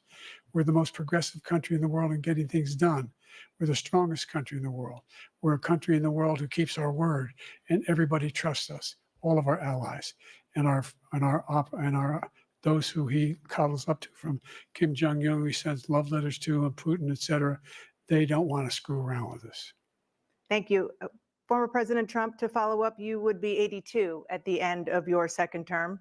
What do you say to voters who have concerns about your capabilities to serve? Well, I took 2 tests, cognitive tests. I aced them, both of them, as you know. We made it public. He took none. I'd like to see him take one. Horse, Just dog, one, cat, real easy one. Trump. Like, go through the first 5 questions. He couldn't do it. But I took 2 cognitive tests. I took physical exams every year. And, you know, we knock on wood wherever we may have wood, that I'm in very good health. I just won 2 club championships, not even senior, 2 regular club championships. To do that, you have to be quite smart, and you have to be able to hit the ball a long way. And I do it. He doesn't do it. He can't hit a ball 50 yards. He challenged me to a golf match. He can't hit a ball 50 yards. I think I'm in very good shape. I feel that I'm as in good a shape as I was 25, 30 years ago. Actually, I'm probably a little bit lighter, but I'm in as good a shape as I was years ago. I feel very good. I feel the same. But I was willing to take a cognitive test. And you know what? If I didn't do well, I aced them. Dr. Ronnie Jackson, who's a great guy when he was White House doctor. And then I took another one, a similar one. And one of them said they've never seen anybody ace him. Thank you. President Biden? You can see he is 6'5" and only 223 pounds, or 235 pounds. Oh my God. Well, you said 6'4", 200. Woo! Well, anyway, that's what you're. Anyway, just take a look at what he says he is and think of what he is. Look, I'd be happy to have a driving contest with him. The reason I got my handicap, which when I was vice president, down to a 6. Don't talk about golf. But by the way, I told you before, I'm happy to play golf if you carry your own bag. Think you can do Oh it? my God, what a smirk. He's a 6 handicap of all. I was at 8 handicap. Yeah. 8. Never. But I had, you know, how many? I've seen you swing. I know you swing. Hey, Let's not act like children. President Trump, we're going to 21 turn Let's not act like children. to a specific concern that voters have about you. Will you pledge tonight that once all legal challenges have been exhausted, that you will accept the results of this election, regardless of who wins, and you will say right now that political violence in any form is unacceptable? Well, Gee, who asked that one? But of course, I believe that. It's totally unacceptable. And if you would see my statements that I made on Twitter at the time, and also my statement that I made in the Rose Garden, you would say it's one of the strongest statements you've ever seen. In addition to the speech I made in front of, I believe, the largest crowd I've ever spoken to. And I will tell you, nobody ever talks about that. They talk about a relatively small number of people that went to the Capitol, and in many cases were ushered in by the police. And as Nancy Pelosi said, it was her responsibility, not mine. She said that loud and clear. But the answer is, if the election is fair, free, and I want that more than anybody. And I'll tell you something. I wish he was a great president, because I wouldn't be here right now. I'd be at one of my many places enjoying myself. I wouldn't be under indictment because I wouldn't have been his political opponent, because he indicted me because I was his opponent. I wish he was a great president. I would rather have He had that. nothing to do with the indictment. My being here. But the only reason I'm here is he's so bad as a president that I'm going to make America great again. We're going to make America great again. We're a failing nation right now. We're a seriously failing nation. And we're a failing nation because of him. His policies are so bad. His military policies are insane. They're insane. These are wars that will never end with him. He will drive us into World War III, and we're closer to World War III than anybody can imagine. We are very, very close to World War III, and he's driving us there. And Kim Jong-un and President Xi of China, Kim Jong-un of North Korea, all of these, Putin, they don't respect him. They don't fear him. They have nothing going with this gentleman, and he's going to drive us into World War III. You want a World War III, let him follow and win, and let Putin say, do what you want, NATO. Just do what you want. There's a thing called Article 5. An attack on one is attack on all and required response. The idea The idea, I can't think of a single major leader in the world who wouldn't trade places with the job I've done and what they've done. Because we are a powerful nation. We have wonderful people. It's because of the people, not me. It's because of the American people.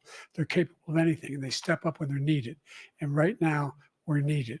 We're needed to protect the world because our own safety is at stake. And again, you want to have a war, just let Putin go ahead and take Kyiv, make sure they move on, see what happens in Poland, Hungary, and other places along that border. Then you have a war. President Trump, as I come back to you for a follow-up, the question was, will you accept the results of this election, regardless of who wins? Just to finish what he said, if I might. I asked him that Russia. 6 weeks before the last took a lot of election, land and from he's going to Bush. lie like he did They then. took a lot of land from Obama and Biden. They took no land, nothing from Trump, nothing. He knew not to do it. He's not going to play games with me. He knew that. I got along with him very well, but he knew not to play games. He took nothing from me. But now he's going to take the whole thing from this man right here. That's a war that should have never started. It would have never started ever. It with isn't me. his land. It isn't And our he's going land. to take Ukraine. And, you know, you asked me a question before, would you do this? He's got us in such a bad position right now with Answer the Ukraine and damn Russia. question, Trump. Because Ukraine's not winning that war.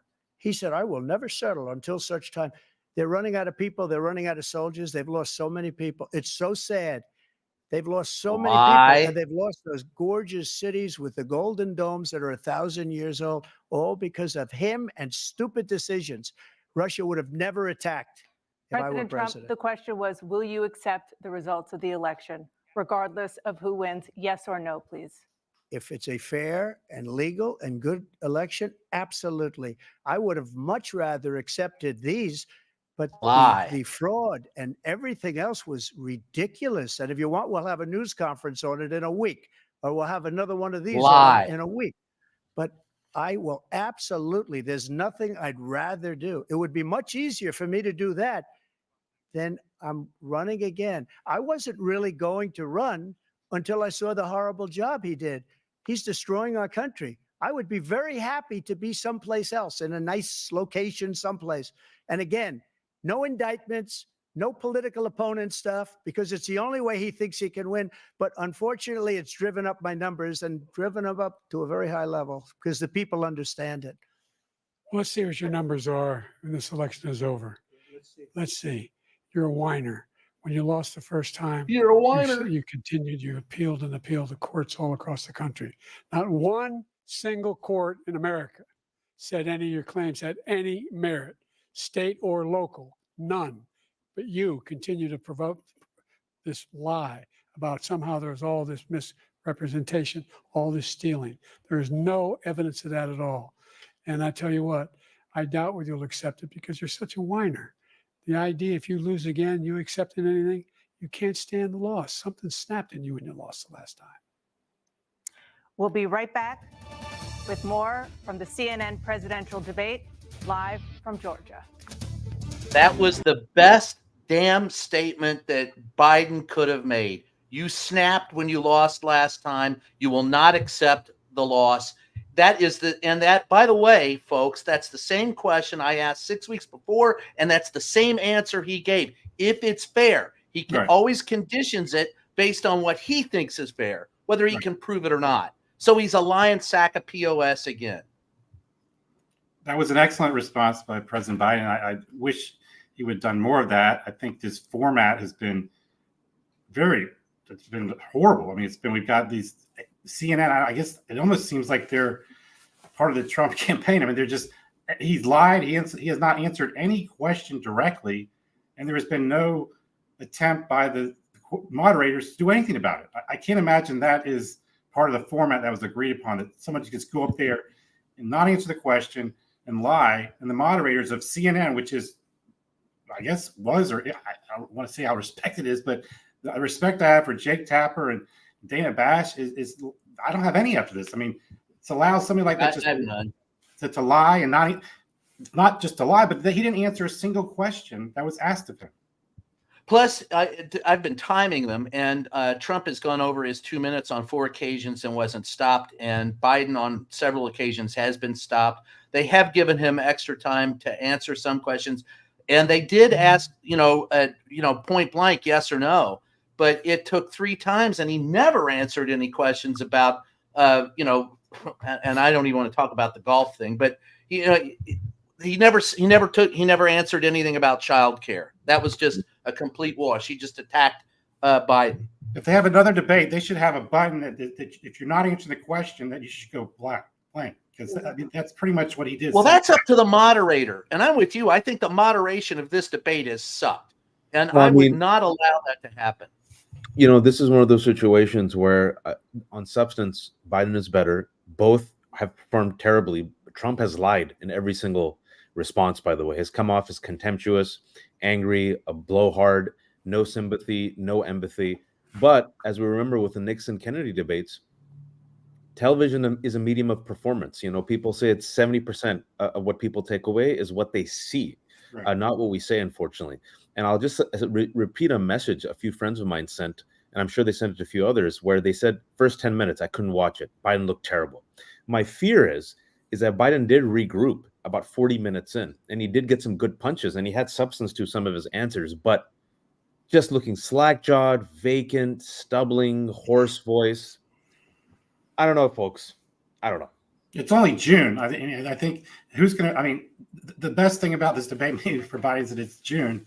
It's not October. So I just want to also, Watch is making a really good point. I think it is so essential to understand that Trump's favorite medium is television. It is the reason Trump is Trump. And so to let him fluently lie and not check him, and to sort of perform alpha-ness up to and including his golf scores, up to and including lies about his cognitive abilities. We should have done this, in a cage match. I think it's the only thing that that's what they're looking at. Closing or golf course, as predetermined by a coin toss. We're going to begin with you, President Biden. You have 2 minutes. We've made significant progress from the debacle that was left by President Trump in his last term. We find ourselves in a situation where, number one, we have to make sure that we have a fair tax system. I ask anyone out there in the audience or anyone out watching this debate, do you think the tax system is fair? The fact is that I said nobody even making under $400,000 had a single penny increase in their taxes, and will not. And if I'm reelected, that'll be the case again. But this guy has increased your taxes because of the deficit. Number one, he's increased inflation because of the debacle he left after the way he handled the pandemic. And he finds himself in a position where he now wants to tax you more by putting a 10% tariff on everything that comes into the United States of America. What I did, for example, he wants to get rid of the ability of Medicare for us to be able to negotiate drug prices with the big pharma companies. Well, guess what? We got it down to $35 for insulin instead of $400. No more than $2,000 for every senior, no matter how much prescription they need. You know what that did? That reduced the federal debt by $160 billion over 10 years, because the government doesn't have to pay the exorbitant prices. I'm going to make that available to every senior all along. It's happening now, and everybody in America. He wants to get rid of that. I'm going to make sure that we have child care. We're going to significantly increase the credits people have for child care. I'm going to make sure we do something about what we're doing on lead pipes and all the things that are causing health problems for people across the country. We're going to continue to fight to bring down inflation and give people a break. Thank you, President Biden. President Trump, you now have 2 minutes for your closing statement. Like so many politicians, this man is just a complainer. He said, we want to do this, we want to do that, we want to get rid of this tax, that tax. But he doesn't do anything. All he does is make our country unsafe by allowing millions and millions of people to pour in. Our military doesn't respect him. We look like fools in Afghanistan. We didn't stop Israel. It was such a horrible thing that would have never happened. It should have never happened. Iran was broke. Anybody that did business with Iran, including China, They couldn't do business with the United States. They all passed. Iran was broke. They had no money for Hamas or Hezbollah, for terror, no money whatsoever. Again, Ukraine should have never happened. He talks about all this stuff, but he didn't do it. For 3.5 years, we're living in hell.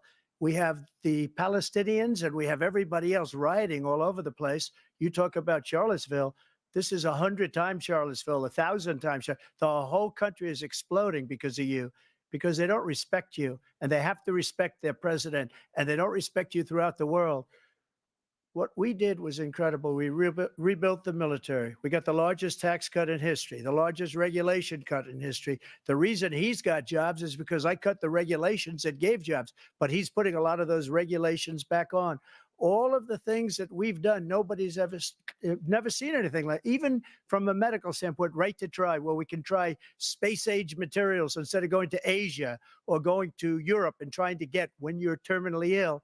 Now you can go and you can get something. You sign a document. They've been trying to get it for 42 years. But you know what we did for the military was incredible. Choice for our soldiers, where our soldiers, instead of waiting for 3 months to see a doctor, can go out and get themselves fixed up and readied up and take care of themselves, and they're living. And that's why I had the highest approval rating in the history of the VA. So all of these things, we're in a failing nation, but it's not going to be failing anymore. We're going to make it great again. Thank you, former President Trump, President Biden. Stay with us because we have full analysis of this debate. Anderson Cooper and Aaron Burnett starts now. Like, I want to hear that. Well, at the end of the day, I think it was each of them got in a couple of blows, but I don't think it's going to change anybody's mind. And I don't know that the independent voters will come away with enough to make a decision. I think they'll both be able to cut out and excise portions of what was said and add it to their commercials. I think that they'll, at the end of the day, use their best sound bites, and we'll see them on the news. And Donald Trump will certainly claim victory, although he avoided questions and avoided answers. Biden will claim victory. They'll put portions of Biden staring and go, he can't do it anymore. And Biden will put together the stuff with Trump and tell us what a piece of shit he is. I don't know that anybody comes out of this a winner. And Daniel was right earlier when he said, look, it's just June. I think we'll find out in a couple of weeks what happens in the conventions as to whether or not someone moves to get rid of either one of these two. Daniel, you're muted. Daniel, you're muted. Come on, now you're not. Okay. Now you're good. Well, no, I think you're right. I think it was Biden clearly start off. The comparison to Nixon Kennedy did kind of the Nixon sweating. I mean, Trump he's made his mark in television, and if people are just looking at it, and he lied about everything. But I mean, he's an actor, So I mean, but I think so he's going to have parts that he's going to use. Biden did get better, I think, as it went along, but still people that have, people in the Democratic Party who may have questions about should somebody else be there. Those are he's probably fed some of that with his early part of the performance. But I mean, on substance, he knows what he's talking. He knows what he's doing. It just was a kind of hard to watch both of them. I would say it's different. Definitely hard to watch Trump and also the moderators. I don't think I could call them moderators. That's a good question. Waj, what'd you think of the moderation of it? Sorry, my wife was feeding me because that was my wife's hand coming in and feeding me like I'm a child because she saw me sitting here. First of all, thanks all for joining us. We have about 2,600 people. Mary is on CNN right now. Jen is there with the action, probably hobnobbing with famous people. So we have the Nerd Avengers here, where we see you in the comments. I have made several tweets about the moderation. I used to work at CNN for a year. I know Dan Abash. I know Jake. I don't think they like me that much anymore, but I'm not. I praise folks when they deserve to be praised in the media. I criticize when they deserve to be criticized. My intention is to make them do better. I tweeted, this was not a moderation. For the next debate, they should simply have some AI program come, just read the question and time. because that's what the moderators did. They read questions and they timed. A moderator is supposed to step in. A moderator is supposed to literally do what the word says, to moderate. The problem here is, and I think the reason why Trump, it's the stakes that are involved, but just roll with me for a second. Why he quote unquote won, I think, to many people, is, as Dahlia mentioned, this is his medium, television. He's a creature of media. He appeared coherent. He rambled, yes, but Biden unfortunately has a stutter. Also, Biden had a hoarse voice. Trump didn't. There weren't really weird tangents about like sharks and electrocution, although he had a few comments. So when it came to performance, he seemed, folks, like he was stronger. I hate saying that, but it's about appearance. And a large part of, Brian, the psyche, as you know, of viewers, who appears, who performs stronger, minus the substance. When it comes to substance, it's Biden. But this is where the moderation, that's why you need the fourth estate. That's why you need journalists to step in and say, excuse me, Donald Trump, this is the third time you've graced a CNN stage and repeated the audacious, vicious, and ugly lie that Democrats allow 9-month abortions. Where did you get that from? Please stop. Just they bulldozed over him, right?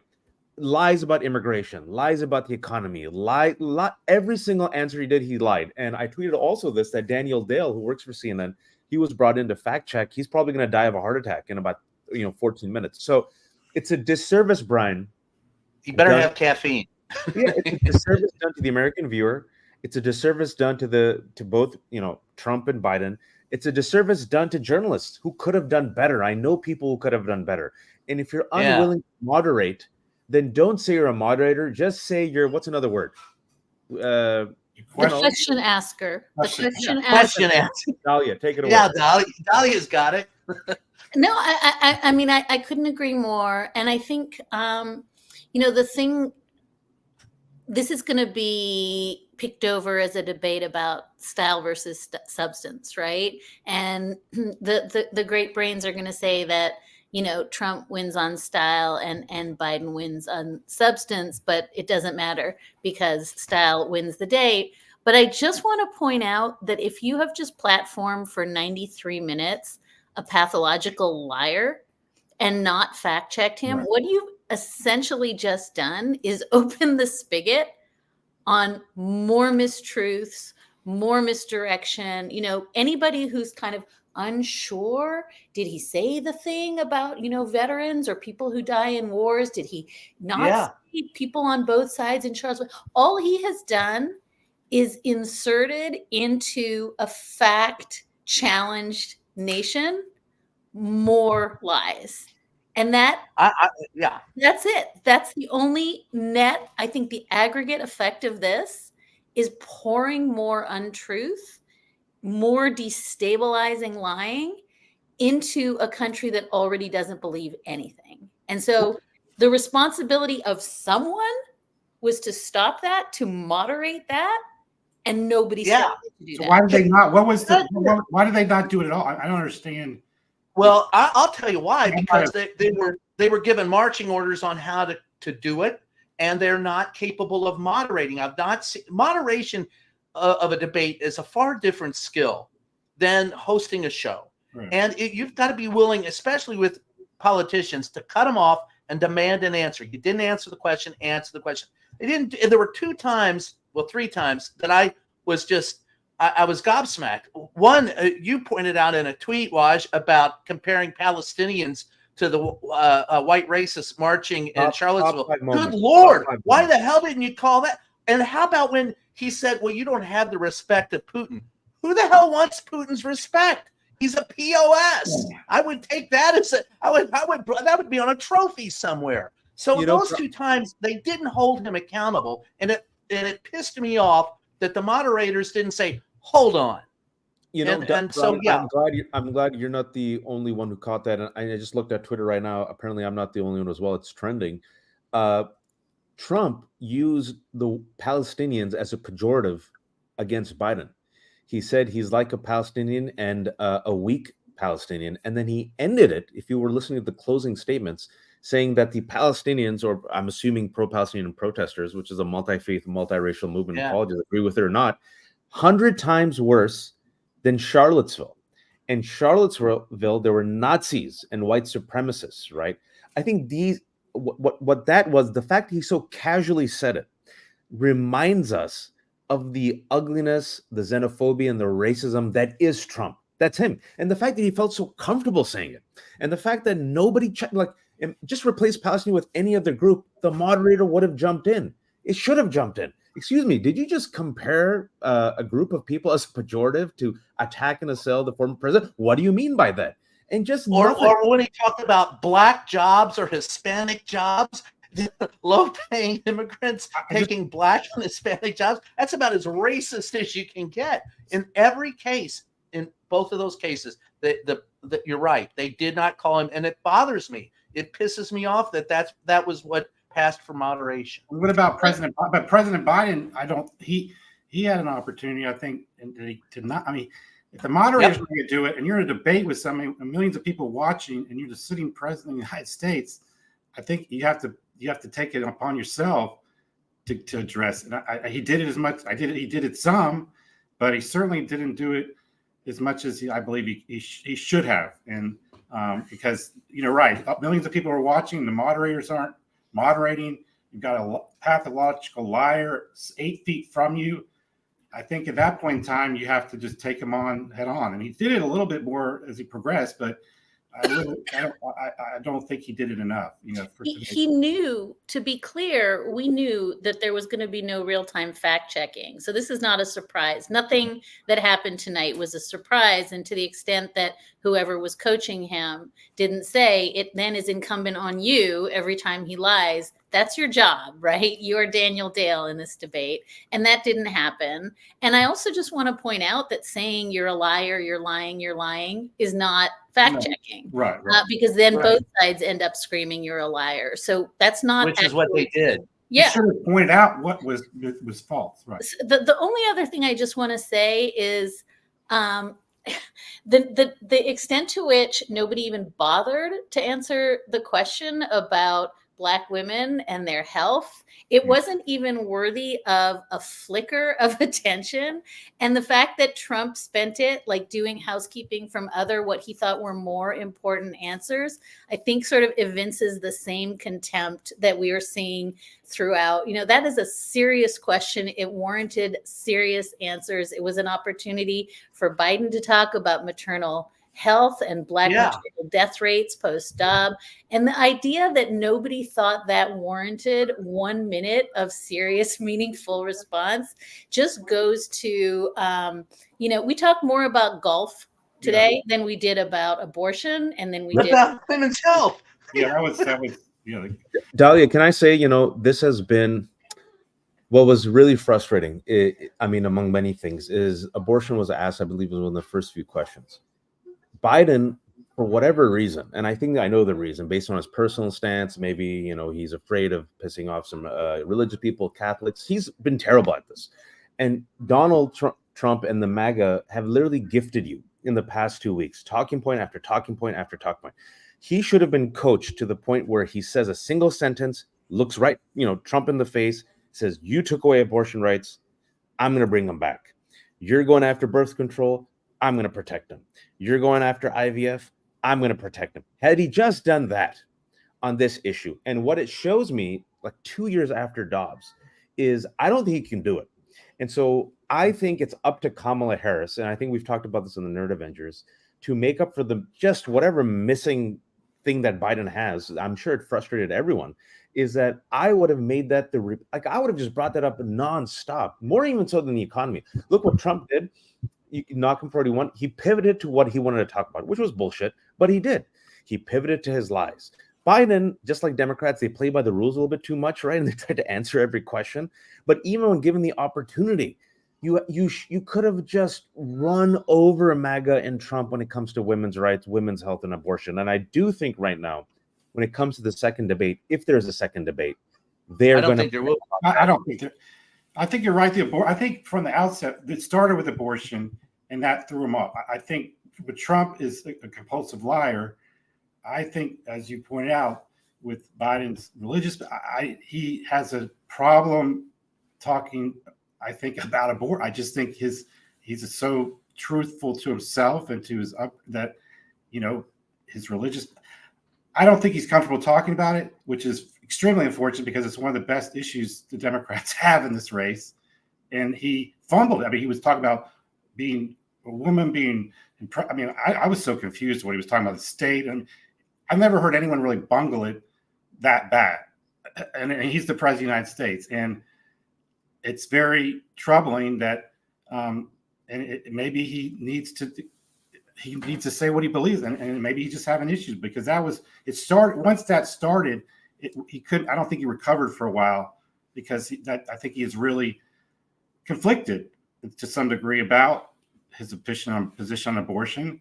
I think his policies and his appointment of judges would be consistent with the right thing to do. But when he's asked to in front of millions of people and to speak honestly about it in front of a liar, I think it just threw him off. And I think his staff, obviously, I don't know who. Can I ask? He's raising a lot of money. I don't know what the staff who's getting paid over there to do debate prep, but they should be fired.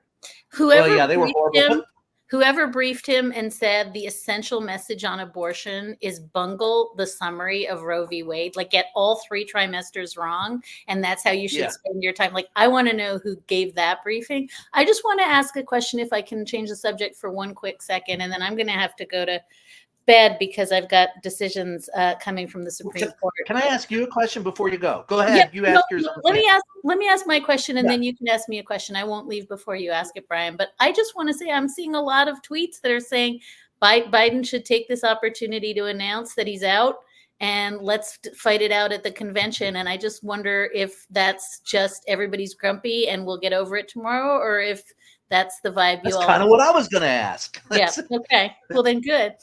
Well, but I was going to ask it this way. Do you think, from what we saw tonight, that it will spur either convention to do something different? Because I get the feeling that at the end of the day, it's going to be a wash. As I said off the top, I think it's going to be a wash, and both of them will go ahead doing what they're doing.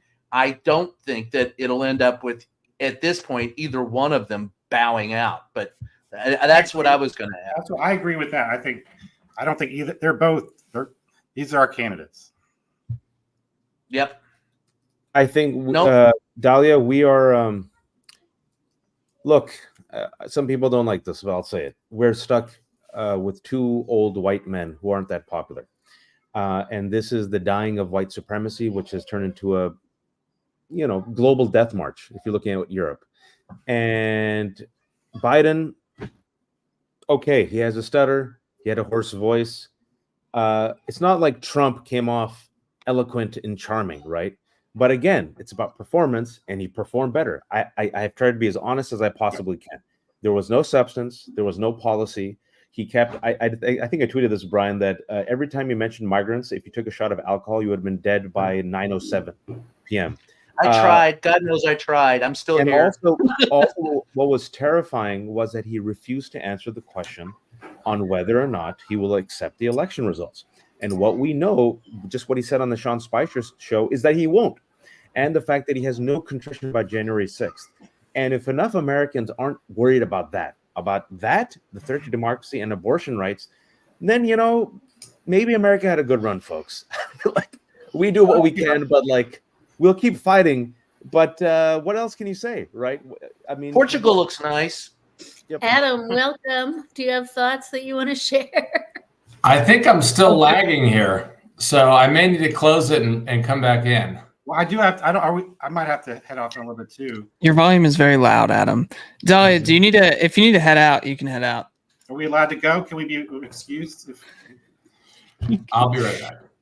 And I'm going to say thank you all for watching and for listening. And go, Mary, do us proud. And Adam, you have my proxy. Oh, Adam's gone. Brian, you have my proxy. I'll be back for it once I figure this out. Love you, Dahlia. Easy. Thank you. Hey, let me ask another question. This is the debate stage. No women. Let me ask you, Daniel. Let me ask you one last question, if I can. One last question. Do you think at any point in time Donald Trump will ever admit that he lost the frickin' 2020 election? No. At any point? On his deathbed? With his wife? His kids? Which one? No. He didn't have sex with a porn star too. He got that in there too. So Yeah. he didn't have sex with a porn star. He's never lost an election. He had the best. I mean, those are going to be on his like. And the best people. We did the perfect economy. I mean, good Lord. He's won the senior championship at his club twice. Okay, he's the best golfer in America. Okay, he'd be on tour if he wasn't running for president, guys. The thing And is, that's this, where I want to be. to give people And look, hope. he lied about joining the election. He lied about when he joined the election. He the reason why he joined it is because he was being pursued by the Department of Justice, and never once did I hear Biden say, "Look, I didn't go after you." That was there were I was many waiting for missed. that. I think once they're going to do an audit, they will see many missed opportunities. And what you'll also see is that Trump is also kind of a broken record, but he plays that record more coherently. And there were many openings throughout that debate where Biden could have said at least 3 times, "You're only running to avoid accountability for the 88 criminal indictments." But we're all Monday morning quarterbacks, and the man has a stutter. But what I say is this to make some people feel a bit better who are depressed. There's 5 months to the election. It's within the margin of error.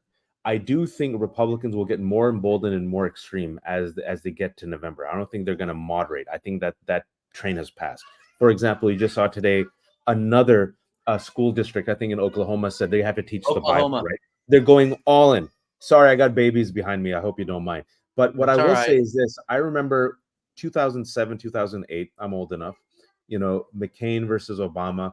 One of these debates, like Obama just phoned it in. It was terrible. I think it was the second one. Remember when they were seated behind the desk and people are like, and so it's one of those situations where Biden has an opportunity to come back, but he has to show it, Brian and Kyle. He has to show it.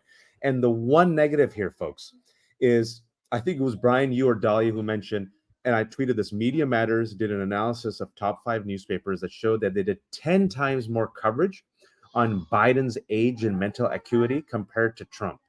When Biden comes out, folks, 5 months before the election, incoherent, stumbling, says he's going to end Medicare with the horsey voice, does that help that narrative or not? And so I want to be very honest here. Biden has to come back, but he can do it with 2 strong performances. He's got to your point, he's got to be in the White House briefing room. He has to be before reporters. He has to be seen. He hides. He was gone for more than a week before tonight, supposedly prepping for this very event. And as Dahlia pointed out, he couldn't even get Roe v. Wade right. I mean, there's a problem there, folks. If you're feeding into Donald Trump's misinformation, I've been in front of both of them. I can tell you, if anyone has a cognitive decline, it's Donald Trump. Joe Biden has always stuttered. He's that guy. But if you don't put the president, and I've told their communication staff, the best person to sell what he's doing is him, and they won't put him out there. And so it's on him. That's on him to come out and talk more.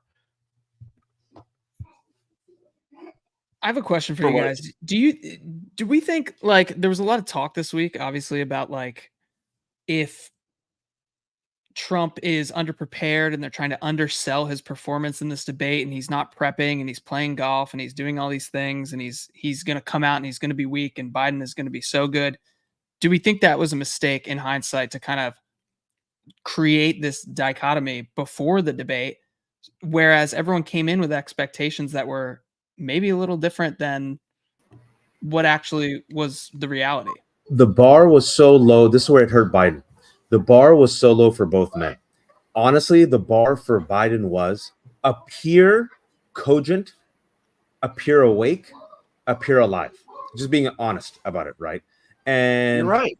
And the bar for Trump has always been low. He's been graded on a curve. It's a complete mess of a double standard.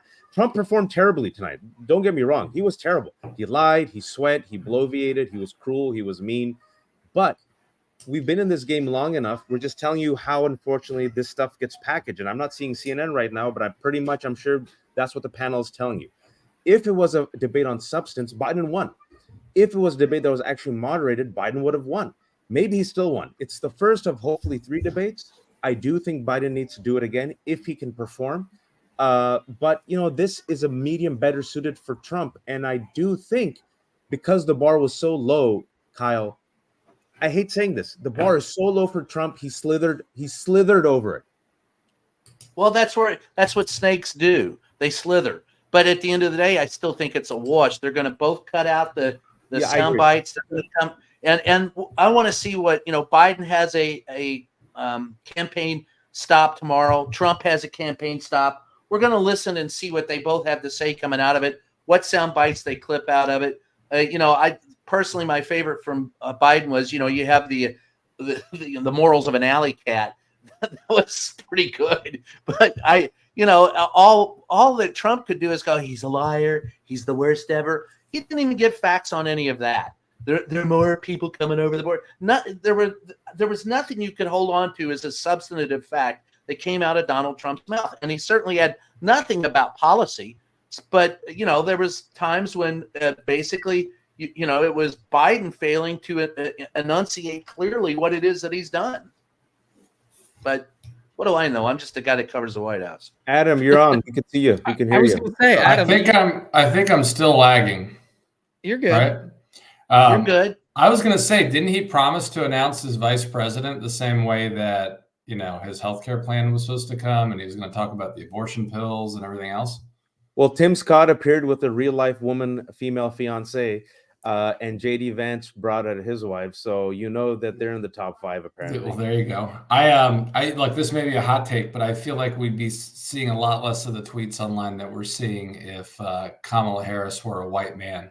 I mean, you go back to Bush, Quayle, and others, and we're so focused on Joe Biden. No one ever talks about who's first in line. I think because it's a black woman. Here's a question, Adam. Like, you've been around presidential campaigns. Like, what's the next steps here? Like, where do we go from here as Democrats, as supporting President Biden? Like, what are the next steps here for us moving forward? Well, I was waiting to see what the focus group was, but I'm in a group chat here where there's some focus group on TV right now that is saying that Joe Biden won the debate. So I'm super curious. I mean, I think that, voters are smart, and the points that have been made here, Allie said she'll take a, horse president over. Anyways, I'll pull up the tweet, but I think they're smart. Well, what we have to really, if we're going to analyze this properly, where does it fall in the states that are toss-up states right now? Where there's competition for the electoral votes? Because I guarantee you, no matter what Donald Trump did tonight, Donald Trump's minions are going to still love Donald Trump. They're all in for a penny, in for a pound. Those who are sold on Biden are going to be in for a penny, in for the pound. It's the people sitting on the fence that are going to have to, and how you sit on the fence in this race, I have no idea. But there you are. You're on the fence, or it's an undecided vote. Yeah. Those are the ones that I want to see. Right. And I think if you look back to 2020, the biggest sort of knock on the inability to have a wider margin of victory for the Biden campaign was the lack of PPE and door knocking, right? So we still won despite all of that. Democrats win by knocking on doors. It's just the way it is. If you go back and that's true. 2021 in Virginia, I don't think Youngkin's campaign knocked on a single door. I knocked on thousands of doors with Allie when she was working with Terry McAuliffe, and I think we saw one piece of literature that looked like it was left over from some event. You just don't go door to door and see anything from Republicans, and that's what Democrats have to do, and that is what the Biden campaign is doing. I have seen now to your point there. I've been in 3 of the the toss-up states recently, talking to voters and looking at where they're set up, if there's any infrastructure. Trump has no infrastructure in those states. The Democrats are there with surrogates knocking on doors. That if that kind of organization makes a difference in 2024, yes, then Trump is cooked. And I think that, another lie of Donald Trump's was that Joe Biden got a shot in the ass, right? Because that clearly didn't happen. Everything this guy says is just total bullshit. I think there's some people that are wetting their beds that wish he had got a shot in the ass, whatever that is. But the reality is look, he had some really good points, and he's right. He's always had a stutter.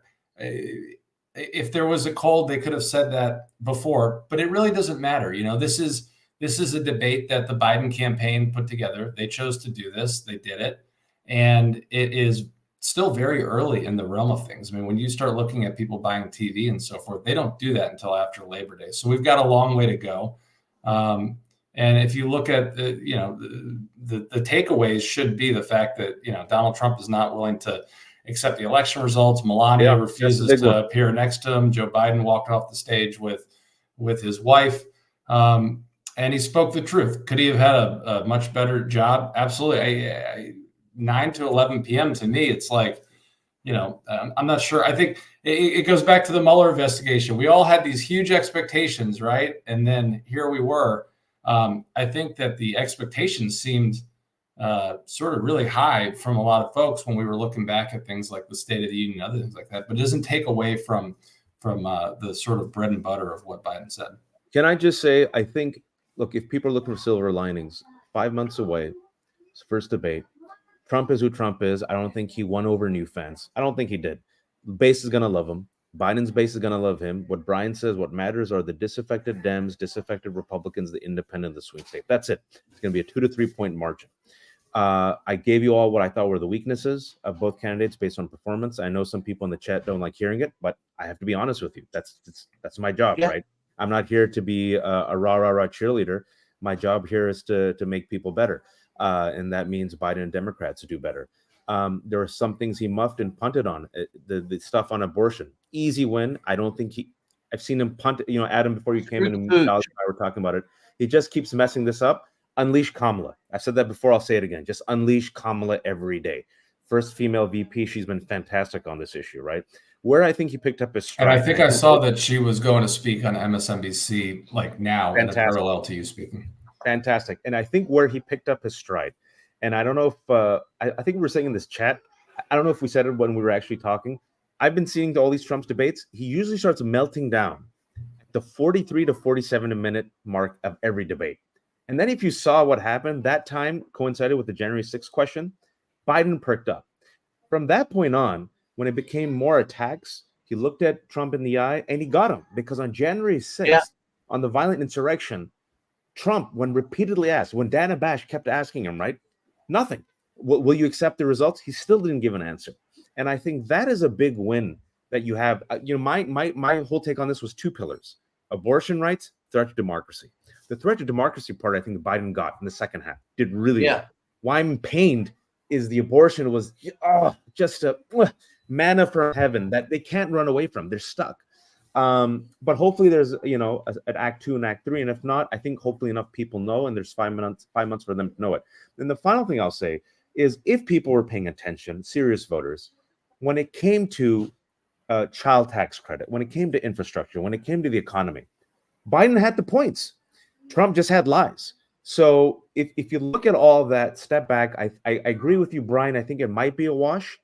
I'm very curious to see the focus polls, because the cynic in me, Brian, remembers 2016, the Russian bad faith misinformation, her emails, Comey, and what that did at the last second, Brian and Adam and Kyle, to flip just enough.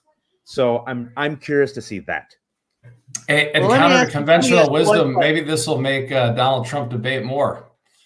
Well, I don't want to see that. My question to you is, you were talking about the January 6th thing, Waj. The thing that I thought was the most egregious statement said by Donald Trump was when he came out and they asked him about, accepting results and this and that, and the January 6th, and he deflected. I got tired of hearing him say the country sucks. All he told us for an hour and a half is how fucked up this country is. And thank God Joe Biden stood up to that and said, no, this is a great country. But he said, Donald Trump said, I didn't do anything wrong. This man is a criminal, pointing to Biden. And then he said, when asked, he blamed Nancy Pelosi for January 6th. And at some point in time, that's so off the wall bad that if you don't bring that up, if the Biden administration doesn't bring that up on the campaign trail, shame on them. But what do you think of it when you saw it? Amir, are you talking to me or Adam? I thought I think it's one of the situations where women, listen, he did nothing to win over women. And I think the attacks on Nancy and others, I think, are gonna escalate. What I think was a win, and I just mentioned to you all in the chat, was when Biden looked at Trump and gave him the quote, "You're what do you say? You're worse than an alley cat."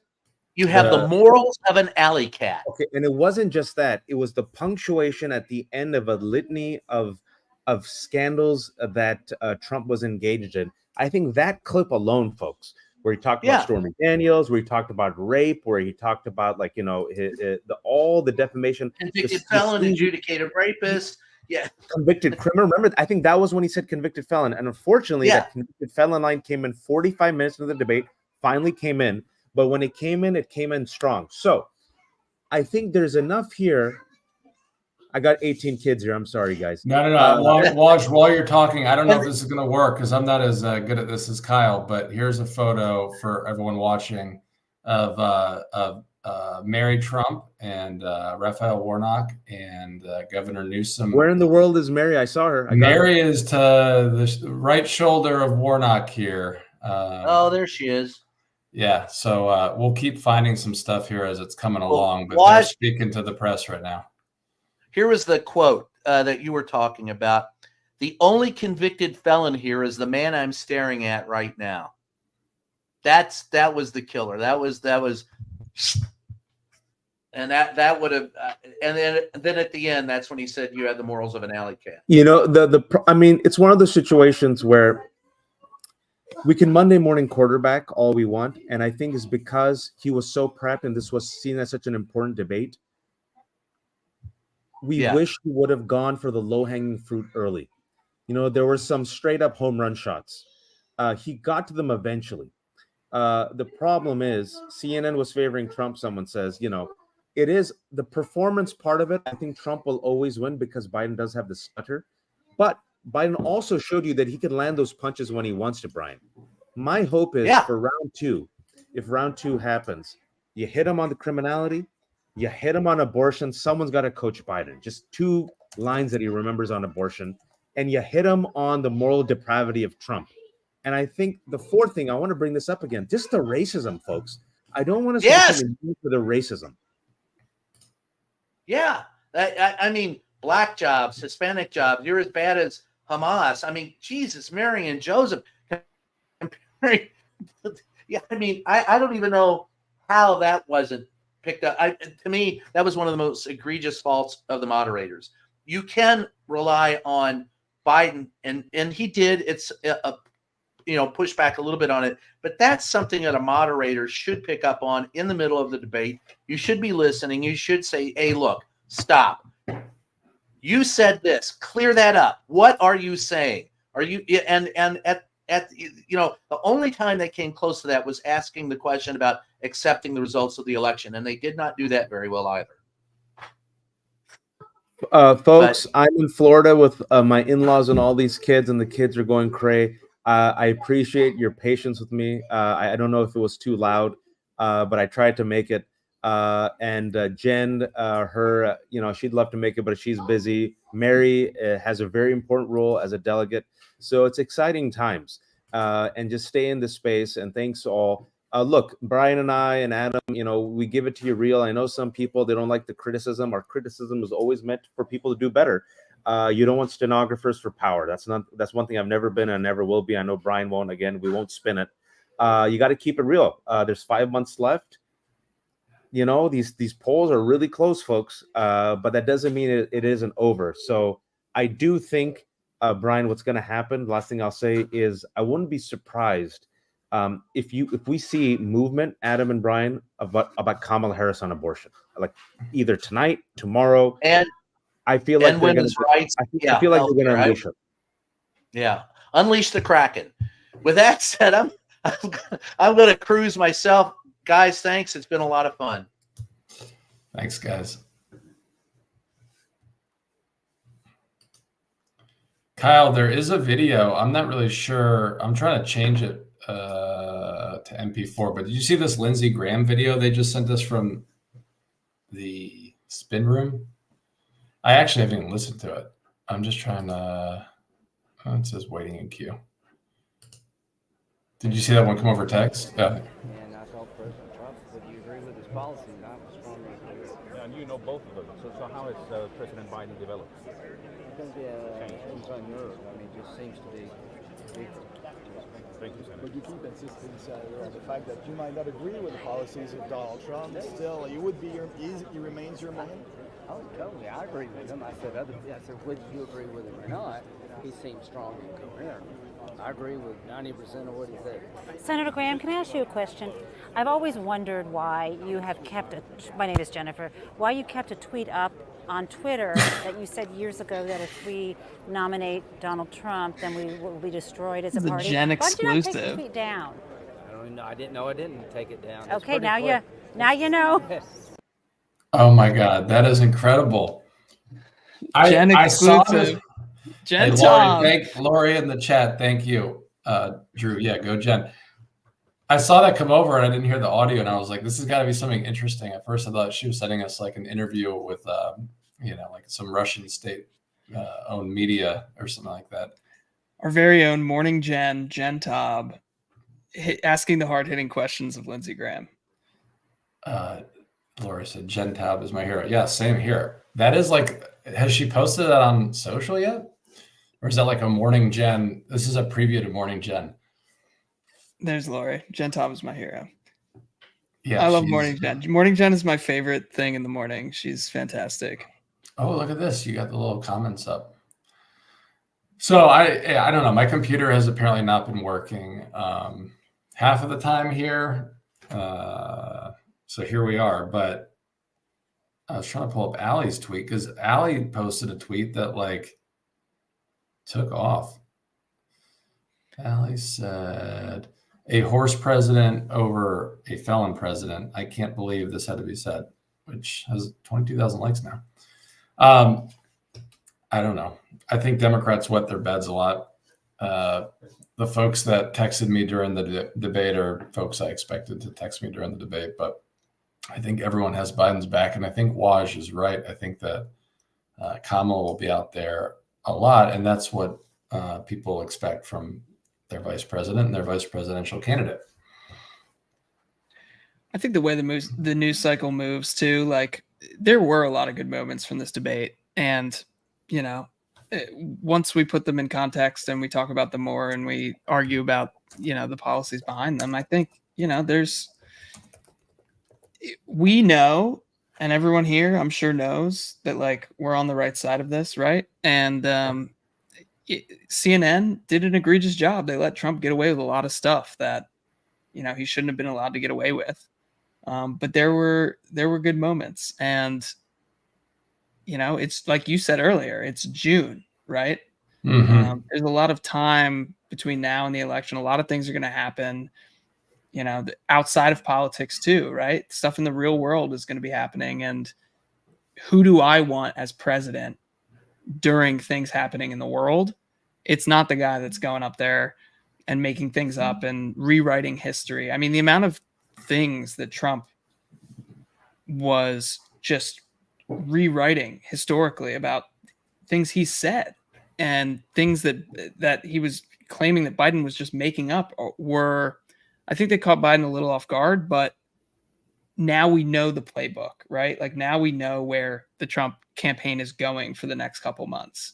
They're going to continue to try to rewrite history. They're going to continue to try to drive these extremist viewpoints, and we need to be prepared to push back. And like you're saying, Kamala, the other surrogates, Warnock, Newsom are going to be really invaluable in helping push that. Like, it's not just Biden here. Like we have a lot of levers of power in Congress and the Senate. And nobody is going to be talking about this debate tomorrow after SCOTUS rules. I do. That's another good point. SCOTUS waited 10 until a.m. Friday. 10 a.m. They're probably going to come out and side with Trump over the Constitution, and everyone's going to forget about the debate and remember how important it is to elect Joe Biden. SCOTUS waited until Friday to drop some of the biggest decisions of the year. And by the way, hopefully Mary, Jen, and all of our friends will be here in the morning to break that down for all of us. Yeah, I think they'll for sure be an emergency nerds.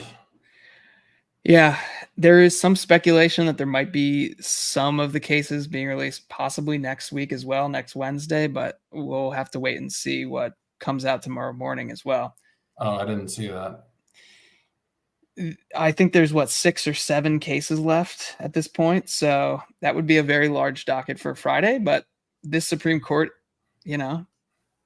does what they do. Is like a box and a half or 2 boxes. How many boxes is that? How many it was 2 boxes today, and it was only 4. So, what do folks in the chat think about the debate? Awesome job, Jen. Yeah, I love Jen just stopping Lindsey Graham. I feel like that should be like her promo for her show. It just gets played like every day. We'll definitely be including it in tomorrow's morning, Jen. So look out for that as well. I feel like I would get a T-shirt that like plays that. You know how some people have T-shirts that play things? I would wear an electronic T-shirt of that playing. Of Lindsey Graham. I'm seeing the shop.marytrumpmedia.com and thinking that would be the Sharia court of the United States. So some interesting comments here. So Trump has no plan. Trump has no plan. Yeah, we did a couple polls. I mean, overwhelmingly, people think Biden did fairly well. I mean, we've litigated it here. Like on the substance, like he was on the right side of these things. Trump didn't get any pushback. He was just allowed to lie. It was like almost worse than one of his rallies, right? Like he almost had Dana Bash and Jake Tapper helping him out, lying through some of these questions and not getting any pushback. Yeah, I mean, I assume the moderators were not tweeting during it, but I'm blocked by both Dana Bash and Jake Tapper. So they did. I don't know. Apparently, they don't like debate as much as we thought they do.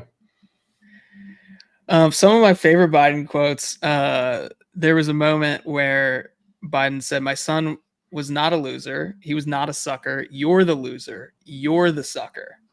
I thought that was a great moment. Yeah, I thought that was one of the best. I mean, I think I posted on Twitter like maybe 2 or 3 times, and that was only one of them. You could tell there were moments where like he had a strong response, and like, I'm interested to see, the spin over the next couple of days to see how people kind of like play this out. But like Waj was saying earlier, like on both sides, there were strong moments, there was bad moments. But overall, we're like, Biden was correct. He didn't lie. He didn't manipulate the truth. He didn't exaggerate anything that he's accomplished. And, maybe it was not his best debate performance, but he got in a lot of his policies that he needs to keep spouting over the next how many months until November, totally. Right? I mean, my whole thing on this is basically like, you may not like how Joe Biden speaks, but he speaks the truth. And I mean, I think that's just something that like we need to hammer home over and over again. Yeah. I mean, I don't even think they needed to throw the whole cold thing out there. I didn't know he had a cold, but like, we also know that like Joe Biden has had, trouble his entire life speaking. And he's older. I mean, but he's the same. Him and Donald Trump could have gone to high school together. I don't know what Biden would have been a senior and Trump sophomore, getting ready for the whole bone spear stuff. I don't know. It's a long time ago, before my time. Yeah, same here. I think AOC said it best a long time ago. It's like we have 2 people that are basically the same age. They could have gone to high school together, except one, and at the time, what was it, like 80 or 90 charges, except now 34 of those have been convicted. I mean, they're 2 completely different people, and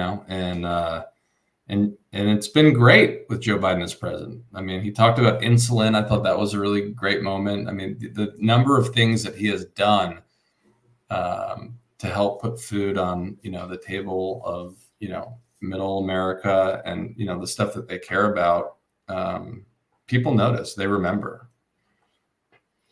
And God knows how many of us wouldn't be alive if it wasn't for Joe Biden winning. Biden's quote on his age was, "This guy's 3 years younger and a lot less competent. Look at his record." And I think that's the message, right? If you're worried about his age, if you're worried about this or that, how he talks in public, look at the record. That's all you need to look at. It's so true. Those 4 years were tumultuous and difficult for all of us, I think. And do we want 4 or more years of that under a second Trump presidency? Can you imagine if COVID had begun in, say, I don't know, January of 2017?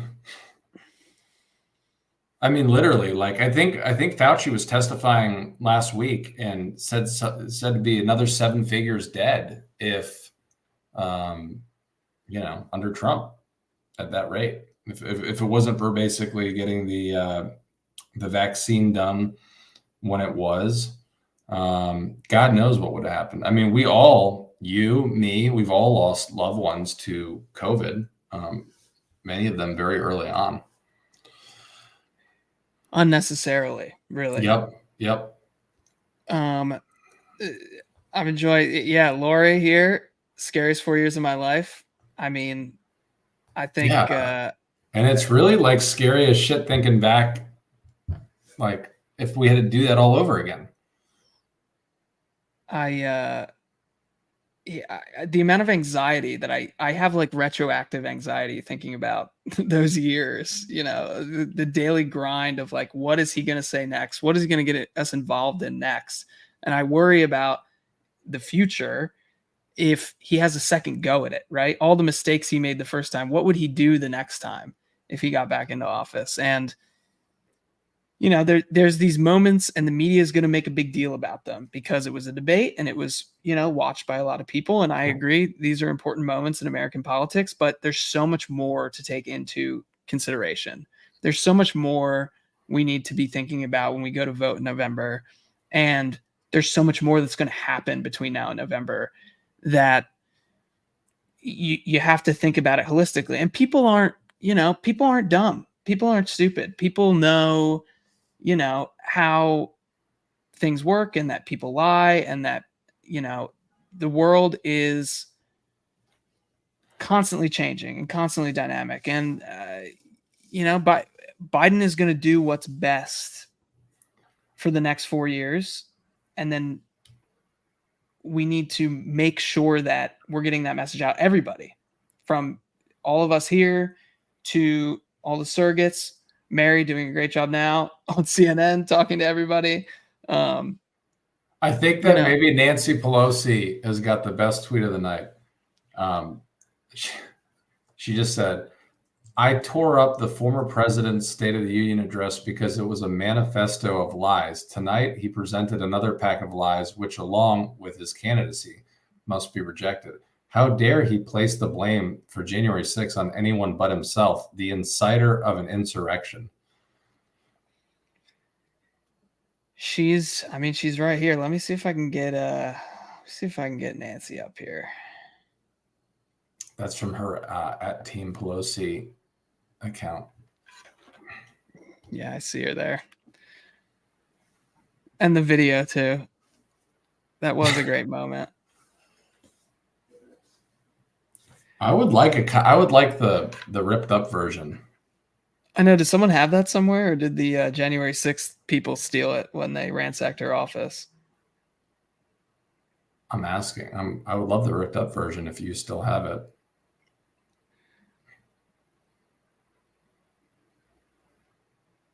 Let's see. There we go. There's our Joe. I'm getting a lot of, I don't know about you, Adam. I'm getting a lot of like mixed reviews around, right? Like I have some people saying, I don't know what to think about this. I have some people saying, I thought Biden was strong, but I wish he was stronger. I have some people saying Trump is crazy. Like, what are you hearing from other people? I mean, the folks that texted me that were like nervous about the debate are the folks that always text me. They're, if any of them are watching, I'm sorry, but you are the typical bedwetters who text me when you think something is not going perfect.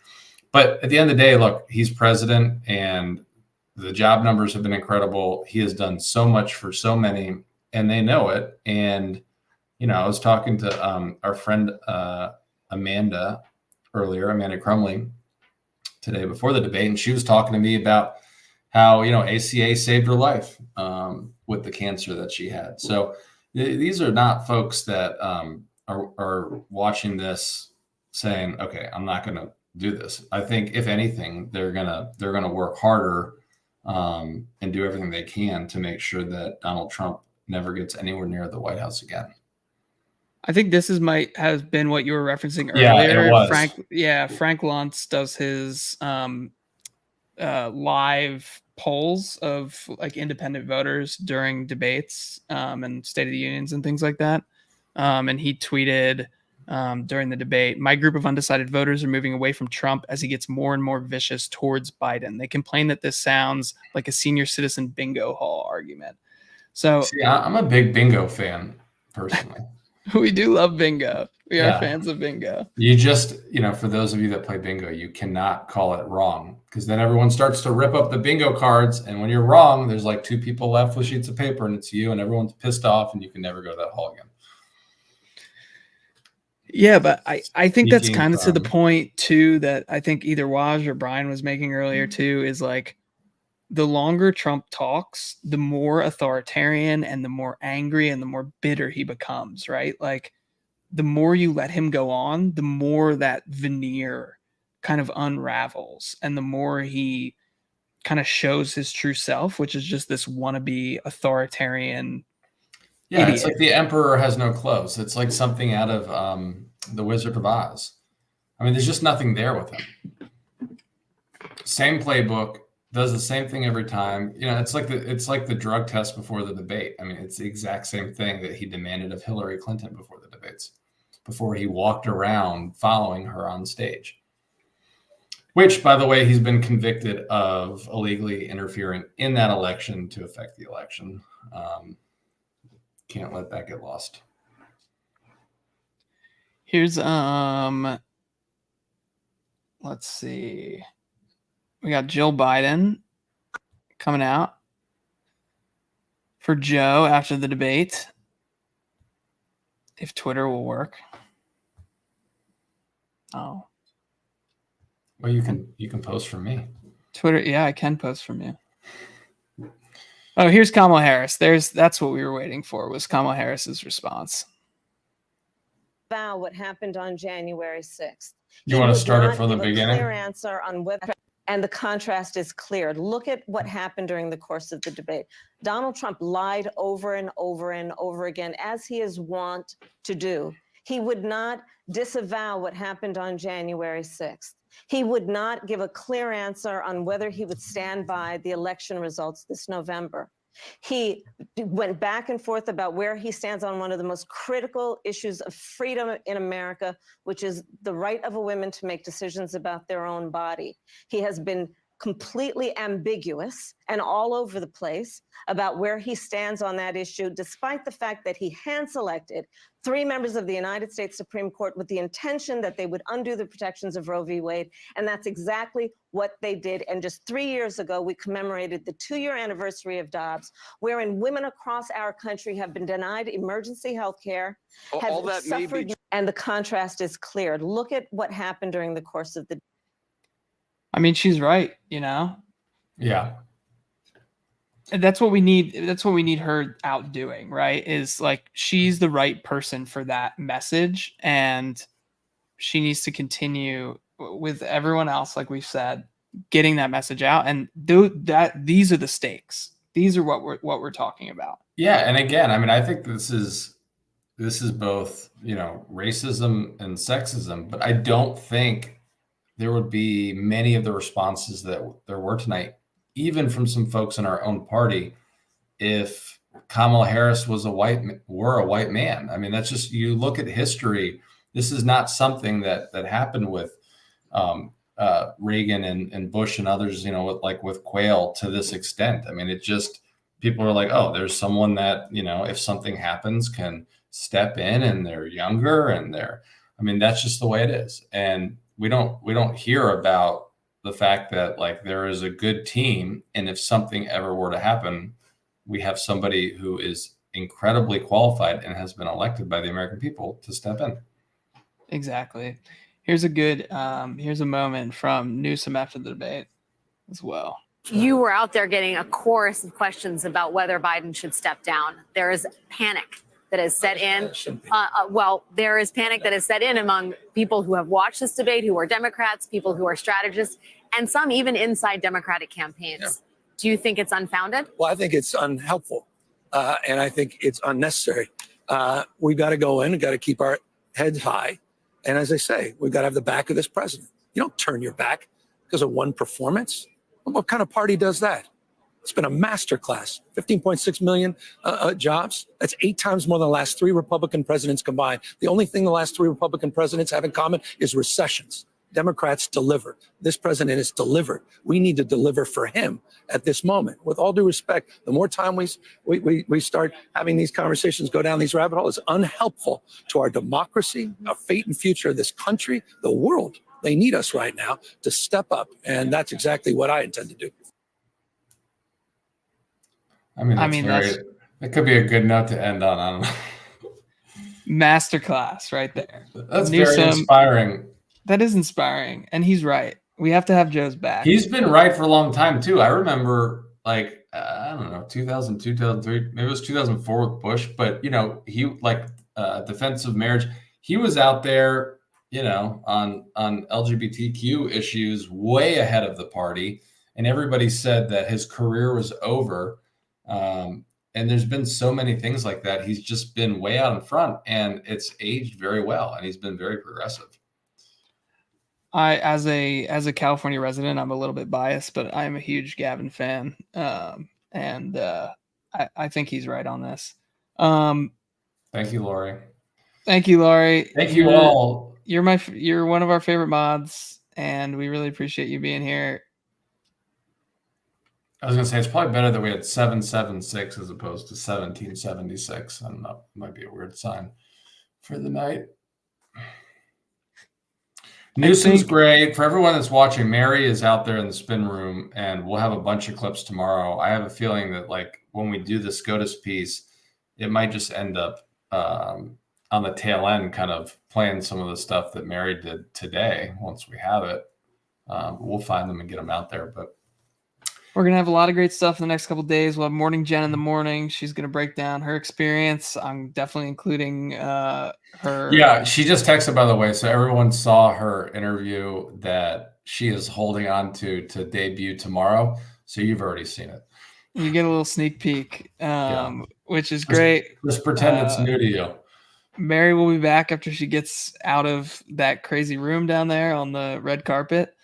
We'll probably be here probably 10 a.m. for Emergency Nerds for the SCOTUS decision. So thanks everyone for joining us for the debate. It's been a lot of fun. This is great. And Kyle and I might have a show here at some point too, where we just aimlessly talk about God knows what and have dog cams. There's 2 dogs here and then Arthur's there. My dog's fast asleep. Yeah. All right. You guys are awesome. Kyle, thank you for everything. Yeah. Have a good night, y'all. And vote Biden.